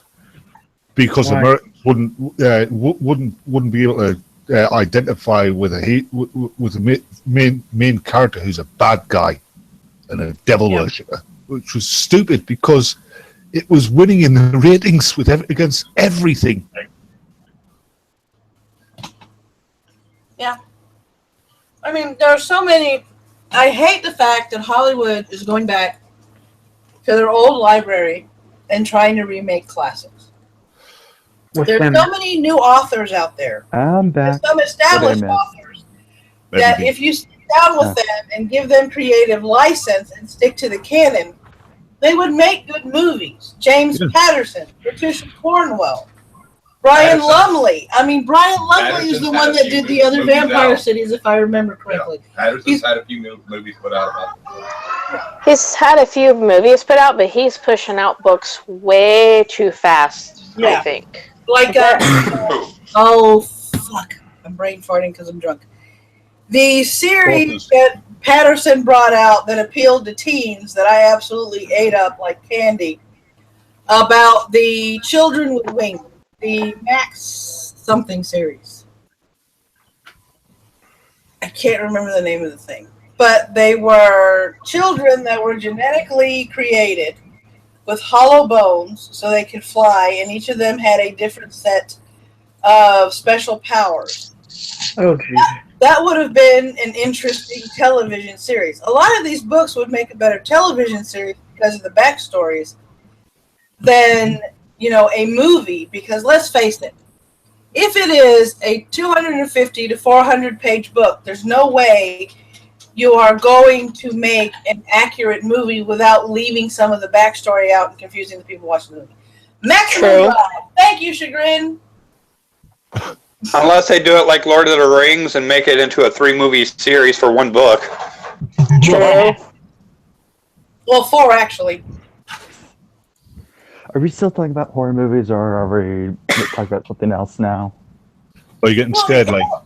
No. Horror movies are relying more on jump scares than plot and and getting to you messing with your mind, which I think are the better horror stories. Psychological horror. We want to hear a really good psychological horror movie that if you have a lot of psychological problems, one you don't watch. It's called Anguish. It came out in 1987. Well, see, I got 2 more for It's actually The Grudge. It's a film within a film within a film. Yeah, I got 2 more for you. And apparently, a lot of The Grudge and either Black or Dark Water. I can't remember which one that was. Those are 2 Japanese horror films, and you have to watch the Japanese edition, not the American translation, but the Japanese. Why are foreign films better than on Dark Water? It would be the Japanese version, Dark Water. Yes, thank you. Good supernatural movie I remember seeing. Here's a psychological horror I'm talking about. It wasn't exactly a horror film. The Others. Mm-hmm. Where they think they're getting haunted by ghosts, and it turns out they're the ghosts. Mm-hmm. Just like people moan when I bring up the name M. Night Shyamalan. Okay? Ugh. To me, M. Night the Shyamalan. best movie that I have ever seen is, because I didn't see any of his earlier works beforehand, what I saw of him was The Sixth Sense. That was a good film. That was a good film. But I've got to say, and a piece of shit. I've got to say, within 10 minutes of watching that film, I sat there and I annoyed the girl who was sitting there watching it with us. Bruce Willis is the ghost. Yeah. How'd you figure that out? That's a sixth sense. It was obvious if you pay attention to the film. I had to go back and watch it a second time to catch the dead people. I probably You watched want to it. hear why Anguish is a movie you don't watch more than once? I'll tell you why. I'm looking at this on the Wikipedia because I'm too lazy to remember it. It says, during the film you are about to see, you will be subject to subliminal messages in mild hypnosis. This will cause you no physical harm or lasting effect, but if for any reason you lose control or feel that your mind is leaving your body, leave the auditorium immediately. Isn't that just a lovely movie to watch with family and children?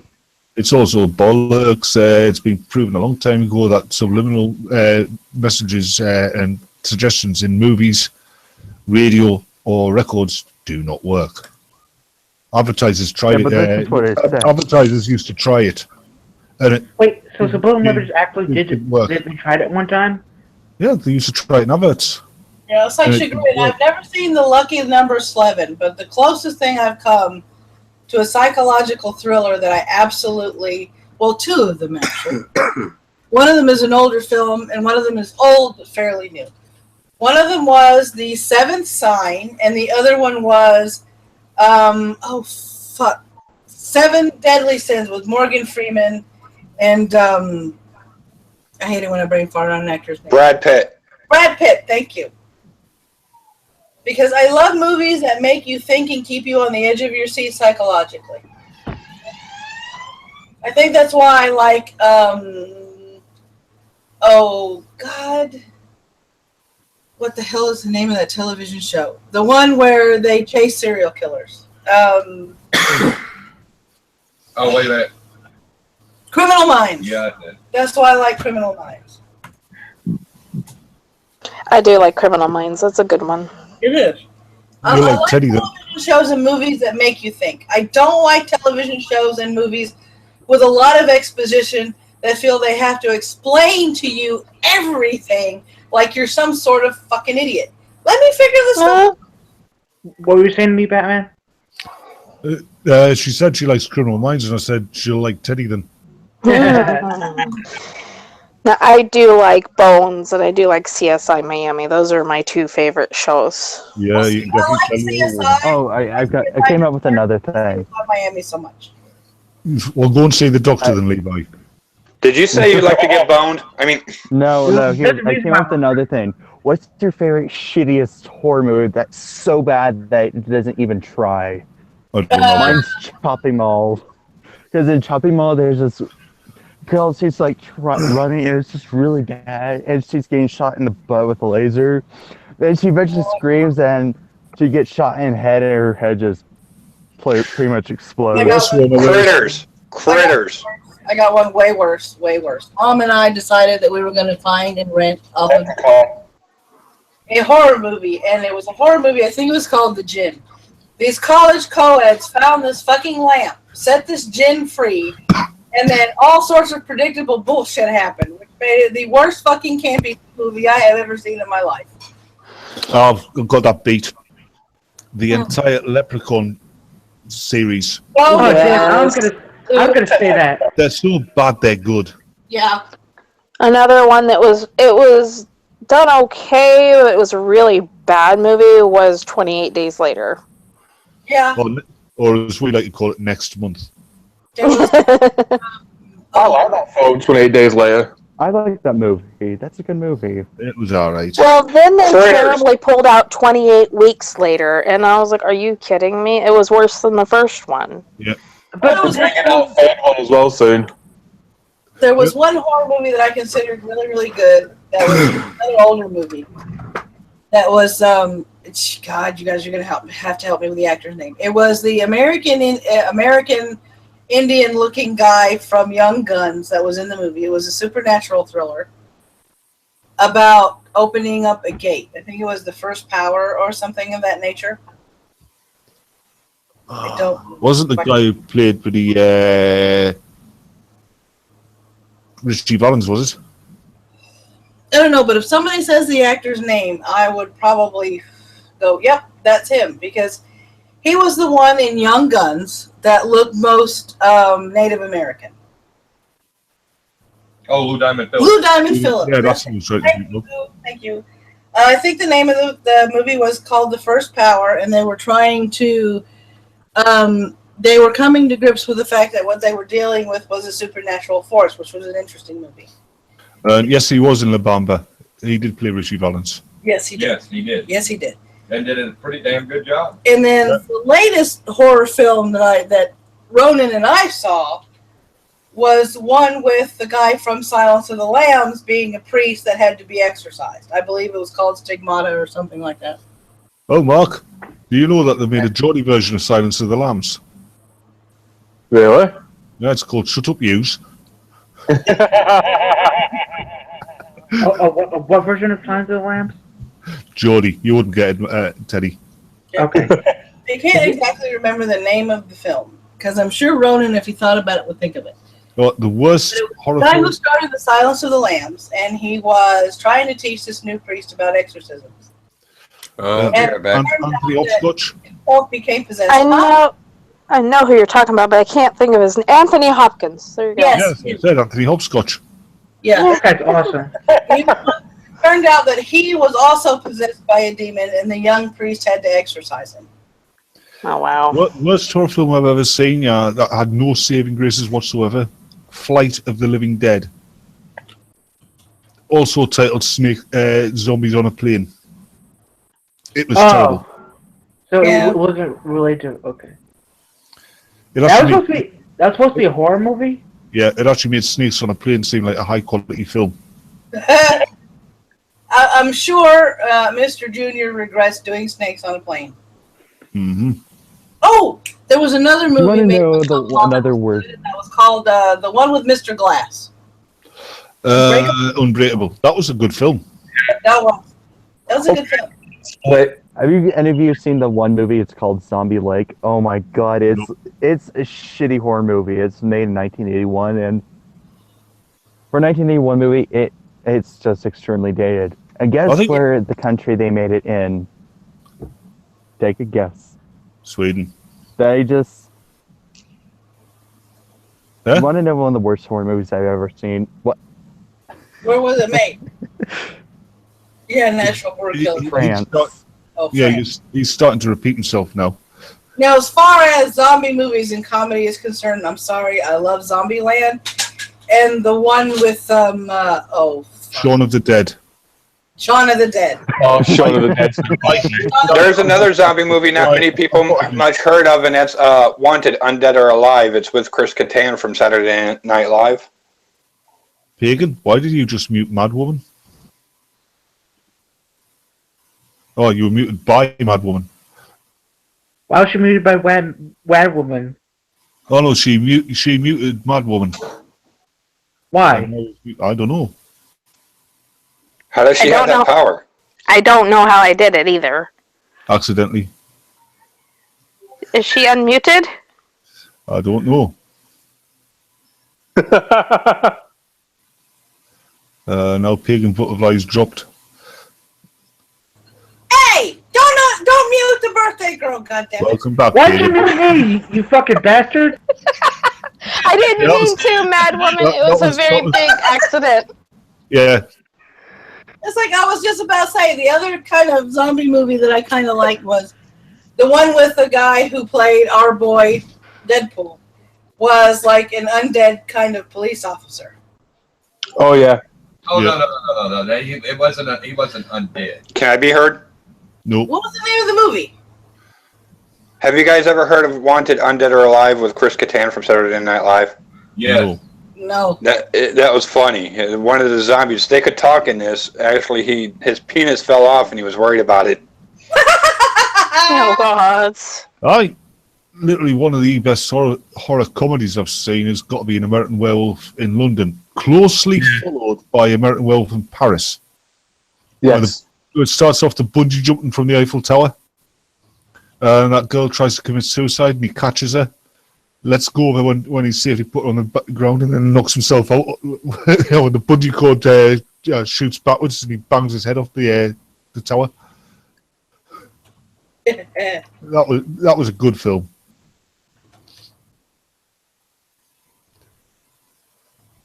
Oh yeah, that was. I don't know. I don't remember seeing that one, but I mean, there was a lot of. Yeah, I do. I was typing, and I think I'm too drunk to pay attention to who's. Now we're having a muting war. Apparently. I'm sorry, I started that apparently. Apparently cool. That's okay. That's the first time a muting war has happened on my channel. I think I'm some sort of. I think I've leveled up. I don't know. I think the last comedy. Okay, out of all the comedy movies I've seen, and some people will probably say I'm fucking cheesy for this, but the best one that I have ever seen, and I'm going back now, is Naked Gun. Naked Gun to me was a really funny ass comedy movie, along the lines of Airplane, because it had Leslie Nielsen in it. I mean, let's face it, anything with Leslie Nielsen is funny. Just because it was dry humor. Teddy, I'm not the one who's muting you. Wait, oh, fuck you, Jason Todd. You guys are funny. I don't know. Down Periscope was pretty good. I forgot all about Down Periscope. Yeah, but you got to take it back a little bit further than that and everything. Go to Operation. Operation Petticoat. Yeah. When you look at stuff like that, like Down Periscope, Kelsey Grammer could play any role he puts his mind to, serious or comedy. Oh yeah, most definitely. He could. I mean, and it's kind of funny how he got his roles, because people weren't really thinking he was funny enough until he reverted to that sort of literal humor. Why can't I mute Pig and Butterfly? Because she's already muted. God damn. Somebody unmute Pig and Butterfly, because for some strange reason I can't fucking do it. There we go. I got it. You can only unmute yourself. Nobody else can unmute you. All right. Down Periscope. I think my favorite part of Down Periscope was when the radio guy literally said, he dropped 45 cents. How do you know? It was a quarter, a dime, and 2 nickels.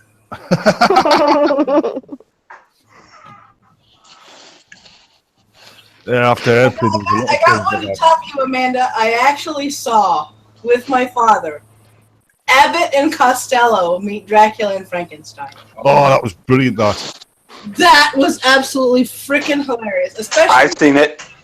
Yep, where I've seen Abbott it dozens of times. was had his back to the sarcophagus, or the coffin. And every time the coffin would open, Costello would go, and every time the dude would turn around, the coffin was shut. What I like was back, yes, master. He thinks I'm Dracula.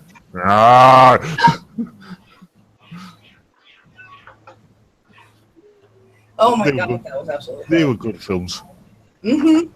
There were a lot of good films. And right now, I think comedy is just trying to do it for stupid sake and prank sake. And it's losing a lot in the translation, because I haven't really seen trailers for comedy films I've been interested in seeing. It's trying to play it safe, and comedy should never try and play it safe. No, should always push boundaries. Like 4 weddings and a funeral. Or one wedding and lots of They're food. trying to meet the SJW boundaries. That's the problem. They might as well The more stay you try to open. appease the SAWs, the more media is getting ruined. Mm-hmm. Yep. Yep. And This is that's why I don't filter myself. I'll say whatever the fuck I want. Comedy has always been crude, lewd, and politically incorrect. That's what makes it fun. A true comedian stands there and not only commentates and makes fun of what's happening in the political theater, but talks about things that have happened in his life as well that he finds funny. And not all of that is politically correct. I remember Eddie Murphy's Delirious when he was making fun of a kid because he had ice cream and the other kid didn't because he couldn't buy the ice cream through food stamps. I mean, it was freaking funny to see him on stage and going, I got ice cream and you don't got none. I got the ice cream and you don't got none. And all of a sudden he says, and that's when the scoop of ice cream falls on the sidewalk. Yeah. Or like the Chris Rock, he was on stage and he was going, he read this magazine article that says that men lie more than women. He goes, that's not true. I mean, look at this woman here. Yeah. He puts it's a black woman in the audience and goes, look at her, blonde hair. Your hair's not that colour. Look at the length of it. Your hair, that's weave. Your hair's not that long. You're lying. Yeah. Tight dress to squeeze your shape in. Yeah. You're not that shape. Yeah, and that lift up. Your tits ain't that big. Yeah. I got one better for you. Sinbad. Sinbad literally looked at his crowd and a stand-up comedians. He goes, women, you make us men lie. And you can hear on the tape a woman going, no, we don't. And he goes, men, how many times have you walked into the room and seen your woman looking at herself naked in the mirror, and she turns to you and asks you, is my butt big? Now, men, the butt can be from here to here. It is a nice butt. Because you can't tell them that they have a big butt.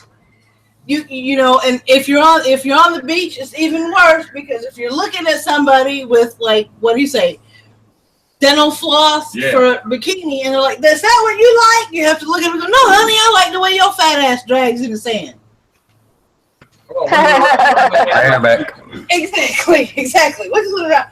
He goes, these weaves, y'all, and he talked about the hair weaves. He goes, these weaves, y'all. He goes, I'm not saying don't get the weaves. I'm trying to say that if you're gonna get a weave, you gotta fool the people. Like growing inch a month.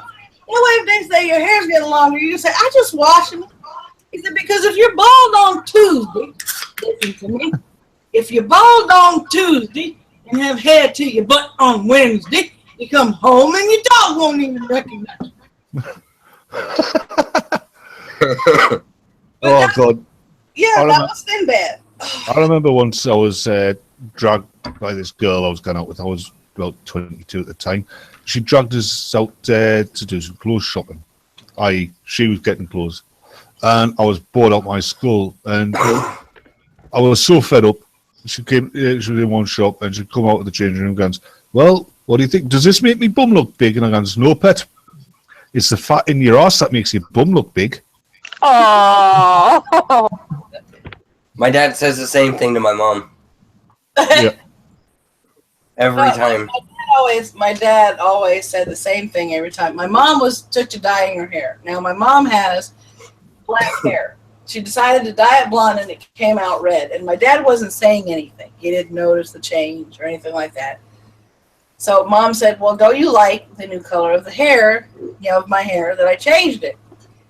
And he said, I love you just the way you are. She said I could have slapped him. My sister-in-law, she had this, she was almost literally spherical. And she had this, came in once, and she had this this black top on and these black trousers. And I goes, what's with all the black? And she goes, oh, well, black's a slim in colour. And I goes, well, you pet, only if you turn the lights off. Oh. Well, she was used to it. And to be honest, she didn't mind the fat person jokes. Yeah. Because I actually said to her once, if I'm actually upsetting you with these fat person jokes, I'll stop. She goes, oh, no, I find them funny. It's like a couple of people got shot when I tell them, there were a couple of things I tweeted out, this is many, many months ago, about Cuban stereotypes. I said, I'm not saying Cuban women talk loud, but every once in a while, Ronan has to tell me to speak a little lower. And, I'm not saying we yell, but Ronan has to tell me to be quiet a little bit. Oh, thank you, middleman. Take care, dude. Thank you for the well wishes and the happy birthday wishes. You have a good night. It's just, if you can't make fun of yourself, then, to me, you can't make fun of other people, because everybody has stereotypes from where they come from. Yeah. That are comedic material. I mean, come on. seriously. I mean, even though he stole jokes, you had Carlos Mencia have the stand-up routine about what if Mexicans had a NASCAR racing team. He said, and if the sponsors were true to the car, then you would have Spick and Span and Home Depot as sponsors. Which I thought was kind of funny, especially the Spick and Span part, because he was making fun of the derogatory statement that a lot of people call Hispanic people. But if you can't make fun of yourself and you can't find the humor in your own situation, how can you find the humor in other people's situations? That is true. Very true. Yep. It is answerable, though. You could be one of these people who has no empathy with other people. Yeah. Did you guys, speaking of no empathy, did you guys see that on Philip DeFranco news story? The one with the two guys who just sat there and laughed as the guy was drowning? Mm. Oh, yeah. I saw that. So it's kind of fucked. Yeah. I think we conversated over that shortly after it happened. Yeah. I didn't really make much of it. I thought it was pretty fucked up, but it wasn't the kind of content I usually make. So I didn't think anything of it. There's a lot of fucked up shit in the world. There's a lot of people, because of the way they grew up and the society that they live in, have little or no empathy whatsoever. Yeah. And that's sad, because in my view and in my belief, that takes out part of being human that you're supposed to have. Yes, we all must strive to be human. I mean, humanity of it is, if you see someone drowning, it's not the fact that you point and laugh at the fact that they're drowning. It's the fact that you try and get them help. Well, he wouldn't want somebody sitting there laughing at him while he's drowning, I'm sure. Yeah. Exactly. It's like that story about... I would be like, I'd be like, you're the ones I'm going to be haunting. Yeah. I'd be more offended if someone was laughing at me as I'm drowning instead of, just fucking off. Yeah. Well, it's like my mom often joked that if she ever died and came back as a bird, she'd shit on all the people that fucked her over when she was alive. There you go. Speaking of fucking over people, did you guys hear about Charlie Gard? Yes. Finally kicked the bucket. Yes. Yeah. Shit was fucked. Mm-hmm. I'm glad I'm British. I'm glad I'm free. I wish I was a dog and the EU was a tree. Yeah. They should have it's like, it was just to die in peace. Yeah, no, it was just... The day my mom tried to get me to wear a cowgirl shirt for pictures, I had a t-shirt underneath that said, "Aren't there days when you feel like a fire hydrant and all your friends were dogs?" Yep. Well, it's like, I remember my son was 3 months old, and I got this package from my grandmother because she would often send care packages. Some of them were gag packages, and some of them were packages of things that I needed. And I opened up this box in my son's room, and my mom heard me go, "No. No. Hell no. Fuck no. I am not putting my son in that to take pictures of. I am not, will not, and will never." My mom walked in the room, and she said, "What's going on?" I said, "What is it with old Cuban women and putting baby boys in sailor suits for fucking pictures?" I'm sorry, no. He's not going to wear that in pictures. She started laughing and walked out. She goes, "That's your grandmother.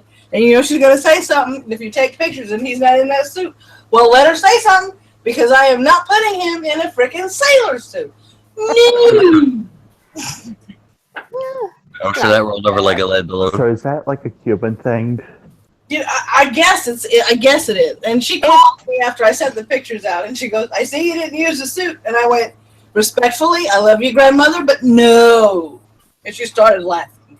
She goes, "I knew if anybody in the family was going to rebel against it, it was going to be you, because you're your mother's child." It's across all cultures. I mean, I put my oldest in a sailor suit when he was a baby, but Yeah, it's one of those things. Yeah, it was like conversely later on when I was homeschooling my son, she sent another care package, and I opened it up, and I had to call her before I opened up the box.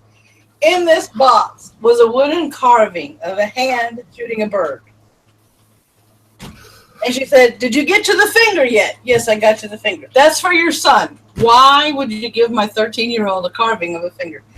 Because if he ever does something that completely pisses him off, all he has to do is take it off the shelf and put it on your desk. Well, hand it to you. What are you doing, son? Giving you the finger. Yeah. So, a couple of weeks go by, and I tell him something that he doesn't agree with, and I turn to my left, there's the finger. And I'm like, okay, but I'm blaming your grandmother on this. He goes, I said, your great-grandmother on this. He goes, okay. It's hard to raise a smartass because and that's the way I raised him. I raised him to think critically. I raised him to think, a different way from everybody else. And I raised him to call out bullshit, which becomes difficult when you're trying to tell him what the fuck he can and can't do, because then he decides, well, since I don't agree with this, I'm going to argue with my mom. And I'm like, no, you're not going to argue with your mom because I'm mom.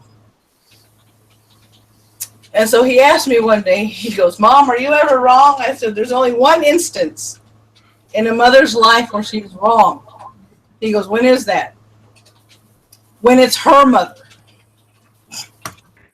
So true. Do you want to, speak of the sailor outfit, do you want to know what my grandma sent me and made me wear for one Halloween year that I hated so much?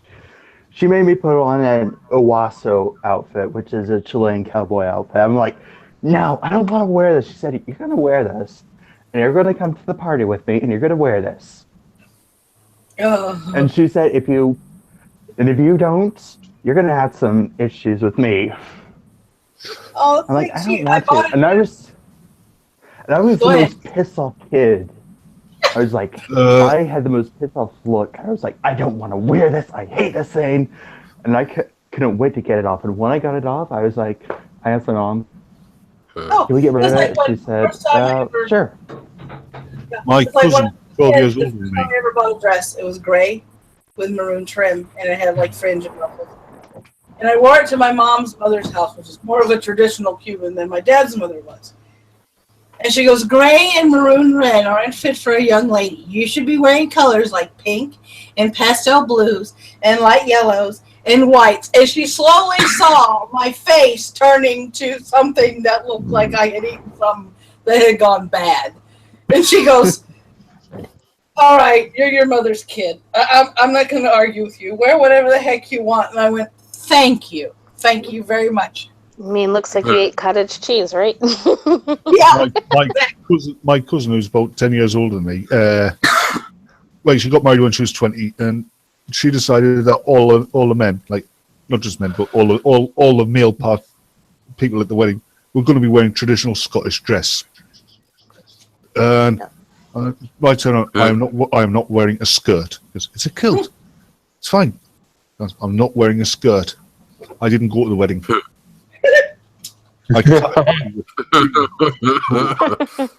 Well, so Ronan can prep for the news show whose link is not going through. What? Not yet? No. Okay. But remember, we don't have to start really getting ready till about 10 minutes till. All right, cool. So we got about 20 more minutes. All right.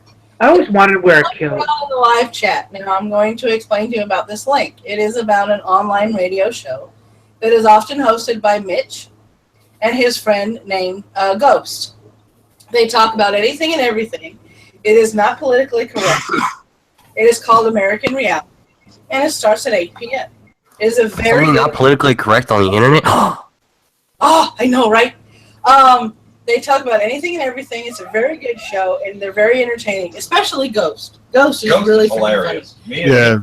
Me and Ghost see eye to eye on a lot of things. Yeah, so if you click on that link, it'll take you to the website in which the radio show is hosted, and the radio show runs from 8 p.m. Eastern Standard Time to midnight Eastern Standard Time. Please support these people because they need the support. That's right. 4 hours of the wool. Yep, he's taking Mitch's place since Mitch has, Frontier Radio, your communications, because yesterday's technology for today's crisis, and the internet service is not guaranteed because all the gerbils are dead. Oh, jeez. So, yeah. Horror. Okay, we've seen Hey, Pagan. Madwoman. Me on him. Hi, I Pagan. like the gerbils. I have a question for you, Madwoman.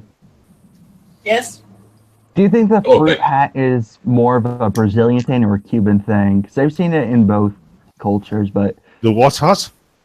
I think the fruit, you know those fruit kind hats? of banana kind of hat is more of an islander thing. Yeah. Wow, So I've seen it Roland, in Brazil, but Roland, you have man boobs. This is why you don't fuck with me, because if you fuck with me, you get him. That's what the man.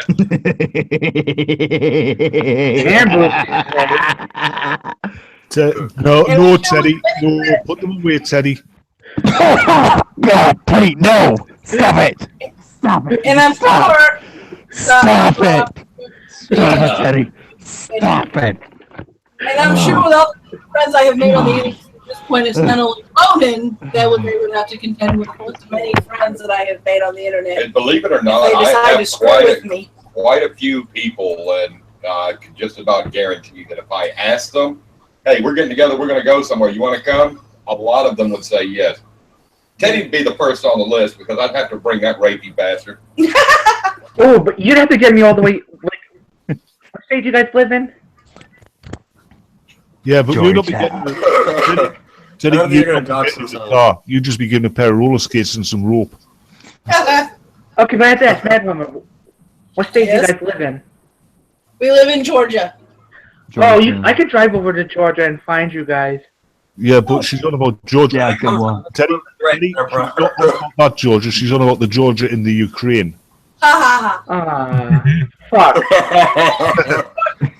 But the main reason that I haven't done YouTube content outside is because we live 5 minutes from the airport, and editing for that would be absolute hell, as airplanes fly overhead every 5 to 10 freaking Oh, you minutes. live near Harrisfield, Atlanta? You live near Atlanta International Airport? Yes, we live close Oh to my ours. god!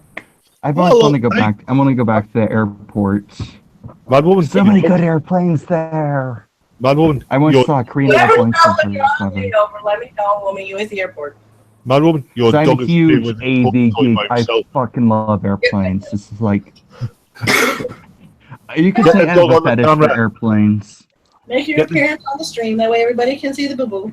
Yeah, get the dog on the stream. Yeah, get the dog on the stream, right? Get the dog on the stream. Oh, Is that Levi. Yes. Levi. I saw ma'am. yesterday. I saw a video about the sci-fi air show. I mean, they had the full. You get the full size models. I mean, they had the full size model of the Jupiter 2 from the original Lost in Space. The one with the one that you could actually go in.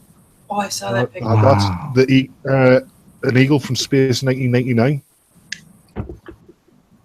And had some of the working vehicles as well. Because when you watch the video, there's an original series Starship Enterprise shuttle goes past, and the I forget what they call it, the little buggy thing that they used to fly about in Lost in Space as well. Yeah.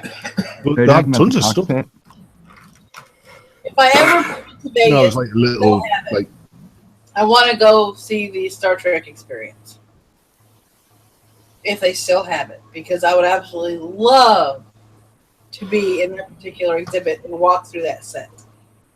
My parents went to something like that in Las Vegas in 1997. They said, like, there was this guy. They describe it that there was this guy, huge nerd is what they describe it, and this other girl who was huge nerd, he was describing his experience with Klingons. My parents were just looking like, oh god, he must live in his parents' basement. And she was just like, why haven't we met before? And they were just the hugest nerds that just met. Yeah. And basically saying it was like, oh, it was showing her the picture. Oh, this is us when we went to the one planet, blah, blah, blah. Because keep in mind, I don't watch Star Trek. This is us with the Klingons. And here is us with the Borgs. And my parents were just like, and she said, "Do you sleep clean on?" And he started going, and she went, and my parents said it was nerd love at first sight, basically. You know, here's something most of the people on the screen have seen my face at one point or time. Yeah. Everything. Y'all want to answer me a question? I need truthful answers. Why is it people at work are comparing me to Mel Gibson? I have no clue. Mel Gibson's a nut job. I have no idea. You look more like that guy off Fulton Crest. Mel Gibson's crazy. Hold on. Oh. So you, Levi. Forsyth is. Yeah, but keep in mind, I'm a Jew, and Mel Gibson is a raging anti-Semite. Just keep in mind, Gray, he literally hated it when he mentioned he was turning gray, and they said the phrase that made his eyes roll. They said, "Well, you look more distinguished." And there he goes, squinting one eye and shaking his head. Slightly better. Apparently, there's a YouTube account by the name of Zombie Go Boom that's suing YouTube over the apocalypse. What? Madwoman? Huh? Madwoman, check the side chat and you'll see who Roland Wolf really looks like. I can't see a thing. Are you going to be? Am I going to have to put you on a list after this? I can't see it. I can't see it because I'm on my phone. Same. You know, I don't get why Google Hangouts does that. He does though, doesn't he? Batman, is your Discord open? Oh, Pardon? yeah. See that.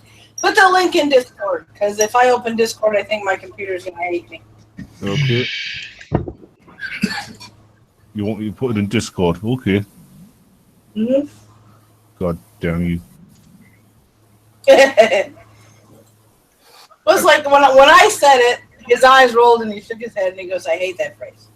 Why is it that whenever you start getting gray in your beard, people say you look distinguished?" I said, "Well, you look more wizened. You know, a lot more well distinguished is the only word that comes to mind." And he went, "Ugh." There you go, it's in the side chat.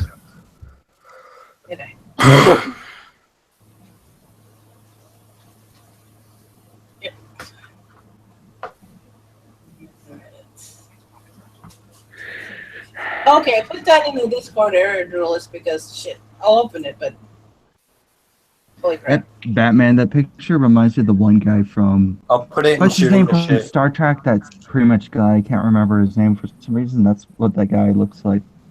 Batman. I didn't understand a single thing you said there. No, that's Robert Foxworth. He used to be in a show called Fulton Crest. He's been in a lot of other things. But he does bear a resemblance to Ronan. They're saying YouTube's not at fault for changing their rules, but they are at fault for not creators know ahead of time. You know what I would... Yeah. You know what pisses me off about YouTube is that Everything. the copyright strikes. Well, that too and everything. It's like the bullshit copyright strikes. I mean, Their customer service is almost as bad as Steam. because when I was looking at, I went back to watch this Saw documentary. I'm like, where the fuck is that? I'm like, these. Well, I mean, think that's what it's about screwed up the full Boston. part of the stream, because the stream was meant to be a drunk stream with us watching nostalgic cartoons. And not even halfway through the first Teenage Mutant Ninja Turtle cartoon, I got a notification in my Hangout saying that if I continued, they were going to shut down my stream. Yeah. Fuck YouTube. You know what I'd do if I won the lottery? Yeah, and if it was like a rollover, like 26 million or something, I would start a campaign to take the Star Trek rights, TV series and movies from CBS and Paramount and put it firmly in the hands of the fans. Yeah. Where it'll be treated correctly.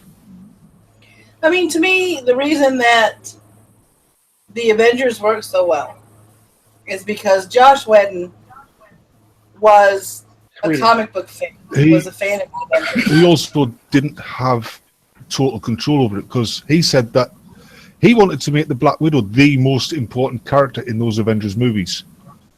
He's so much Well, I mean, if if you look at his TV history, that's pretty much what he's done. With Dollhouse, Buffy the Vampire Slayer, both of those had women in the head. But the reason I like those shows is because they were in that role and they happened to be female. Yeah. They weren't female first, and that was just the role they were supposed to play. Buffy worked up. Yeah, apart from Willow, Willow is definitely she's the smartest person in the show. Oh, look, she's a witch as well, and she's like the best at tech. That was definitely. But apparently, you know how at the end of the series, it turned out that Xander was actually the strongest of the lot of them. Yeah. That means you're roboting. I didn't disagree so much about Willow becoming Wicked. It was the fact that this was what she did in one particular episode. Wiccans at the time were fighting against the stigma that they sacrificed animals, that they sacrificed babies, that they were devil worshippers in order to continue their magic, what people thought was imaginary at the time. And here was Willow resurrecting Buffy by sacrificing a deer. Oh, gee. When I saw that episode, Mark looked at me in confusion when I said, well, this set back the Wiccans for quite a few years because this is pretty much going against everything they have been trying to tell mainstream society that they don't do. And here it is on a TV show, her doing it in order to resurrect Buffy. Yeah. First off, am I actually roboting? No. No. Right. Second off, I don't think Willow was actually a Wiccan. She was a witch. There is a difference. Witches are actually a title bestowed by Wiccans. All Wiccans are pagans, but not all pagans are witches, I believe is the way the phrase goes. Yeah, the other thing is Wiccans is a relatively new... That is true, Madwoman. Wiccan is a relatively new kind of, I want to say religion. Well, not necessarily. Wiccans are as old as Druids. The only problem was most people heard about Druids from the Europeans about pagans and Wiccans back at that time. It didn't become mainstream until the Gardnerian particular belief system, which said that you weren't a true witch unless you were taught by someone that knew the Gardnerian knowledge and taught you for a year and a day, I believe is how that went, which led to a certain tradition about the pentagram being upside down as long as you were an initiate and right side up as soon as you were initiated into a particular coven, stating that you were now in balance with your spirit, your physical body, and the elements around you. Okay, I have a question. Satanism, in Satanism, they use an upside-down pentagram. Satanism bastardized the upside-down pentagram and put the image of Baphomet, which made Christians all believe at the time that anything having to do with the pentagram, including Wiccan and pagan beliefs, were Satanists. Well, when actually, in traditional terms, the upside-down pentagram in Gardnerian beliefs was that you were learning to be in balance with your body, mind, spirit, and the elements around you. And Can I give you a learning it had to be upside down. Well, as far as I know, Satanism is just another branch of Christianity. It's bad Christianity, basically. No, actually, paganism came first. No, Christianity. Satanism. I said, not paganism. Can I say something about the devil? The devil is a mixture of two gods, the horn god Cernunnos and a filthy god from Babylonian. Okay. I have a question. Not far off the mark. So it's kind of like the whole Pentagon thing is kind of like the Nazi symbol, swastika. Mm-hmm. Yeah.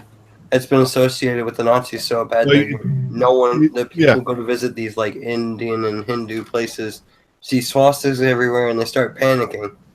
The swastika, the way the Nazis use it, is in Hinduism, but the one that the Hindus use is an inverted swastika, which actually is a symbol of good.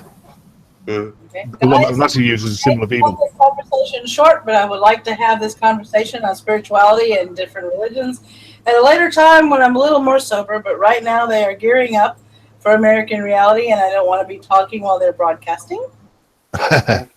Thank you very much for showing up for my birthday stream. Oh, anytime. My pleasure. spirituality discussion for later. Sorry that I kind of like coughed the whole time because I was cold. That's but- quite all right, but thank you for showing up. Thank you for all the birthday wishes. You guys have a good evening, and you guys have fun for the rest of your Saturday. Good night, everybody. You Good too. night. Happy Good birthday. night. Happy birthday. Happy birthday to you. Happy birthday to you. You look Happy like birthday, a Madwood. monkey and you live in a zoo.